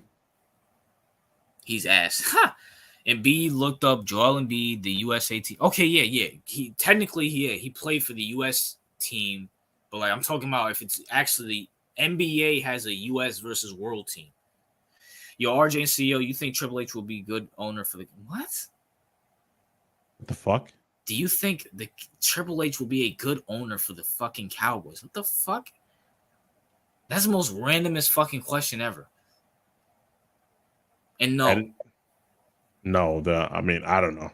Is that a joke that we're supposed to laugh at? What? I mean, it is Master J. You said he was dumb as shit, so. Let me just look that up. Maybe that's like something in the news. Triple H Cowboys. Triple H doesn't have the money to buy the Cowboys, bro. Unless he's. Doesn't he run the WWE? What the fuck? Why does he runs it? Why would Triple H want to be the owner of the Cowboys when he has WWE? No, I'm serious. I want him to be owner. Why? Yo, Master J, what are you smoking, bro? This dude Master J is on crack. He's talking about Triple H owning the Why do you want? That's the most randomest person to own the Cowboys. Please tell me you don't watch WWE. You're trying to be like Michael that says he runs it well. Yeah, Michael wants fucking Seth Rollins to own the Bears. Because Jerry sucks. Well, okay, Jerry can suck, but why Triple H? Facts. Like, well, out of all people, you want Jerry? Well, Jerry's son's better than Triple H. I don't know. I mean, y'all don't like. I mean, I don't think Jerry's a bad owner. I'm gonna keep it I real. don't think he's a bad owner either. I mean, that's the thing. I don't. I think he gets. I think I'm gonna keep it real. Jerry and his like, bro. He look at the talent he finds in the draft. That's why I said. That's why when they were talking about moving on from what's his name, Dak. Yeah. I was saying, well, yeah, you're not guaranteed a better quarterback than Dak, but if there's any organization that could find talent in the draft, it's the Cowboys. Yeah, I mean they found Dak in what the third, fourth round. Yeah, the fourth round, I think. Yeah. Tony Romo was undrafted. Yep. And I'm pretty sure like if there was like a big free agency, like say like the Cowboys want to sign like a big free agent quarterback, Jerry has the money, he has the clout to say, come to my fucking team. Listen, Dak is a somewhat good player. The dude interferes with every single coach he gets. Yeah, that's the only problem with Jerry. But at the same time, I mean, bro, Listen, I'll trade you John Mayer for Dak right now. Right fucking now. Why do I feel like Master J is like the alter ego of Kaju or some shit like that? Kaju's a Patriots fan though. Yeah, that's what I'm saying. But his family's from Texas and shit. Master J's family? Master J doesn't talk about his family. No. I'm talking about Kaju. Oh, Master J in that good shit. I don't know. They feel similar to me. Y'all could be related. I don't think they're related. I think Master J is Apex Jack. Because wasn't he a Cowboys fan? Oh, yeah, Apex Jack. I forgot about him. He says he's not, though, which is convenient. Yeah, facts. And every time I look at his profile picture, I always think that's Patrice, but it's not Patrice. Yeah, I keep thinking that's Patrice O'Neal, too. Yeah, who the fuck is that? Who the fuck is that? Oh, I have no idea. Who is that? Is that someone from Run DMC? I have no idea who the hell that is. That's Donnie will probably know, but he's too busy doing whatever the fuck. Oh, by the way, that fucking picture, Donnie's wilding, picking that fucking. First of all, I that's kind of the most lopsided picture I've ever seen in my whole life. Well, yeah, I mean Donnie does weird shit, so. Master J is Mike, but not gay. I wouldn't go that far. No, Mike is like levels of stupid that actually take skill. Yo, that stream was like him crying about Caleb was the best thing ever. It was amazing. Just because what's funny? He's not going to learn from this. He's not going to be like, maybe RJ and CEO are right about football. Maybe start listening to them. He's going to think with Jordan Francis. Michael is stupid. That's how you know Michael sucks. Jordan Francis, the nicest person in our chat, is calling this guy. Michael is stupid, bro. Even Michael knows he's stupid. Like, it's just CEO. Remember, Swifty knows more than us. Yes, so he's more knowledgeable. Now everyone's shitting on him. Good, congratulations. Oh, yo, but I gotta check out his channel. I want to see what he said about Justin Fields. Oh man, nah. By the way, did Notorious ever show up at all? Nope, not once.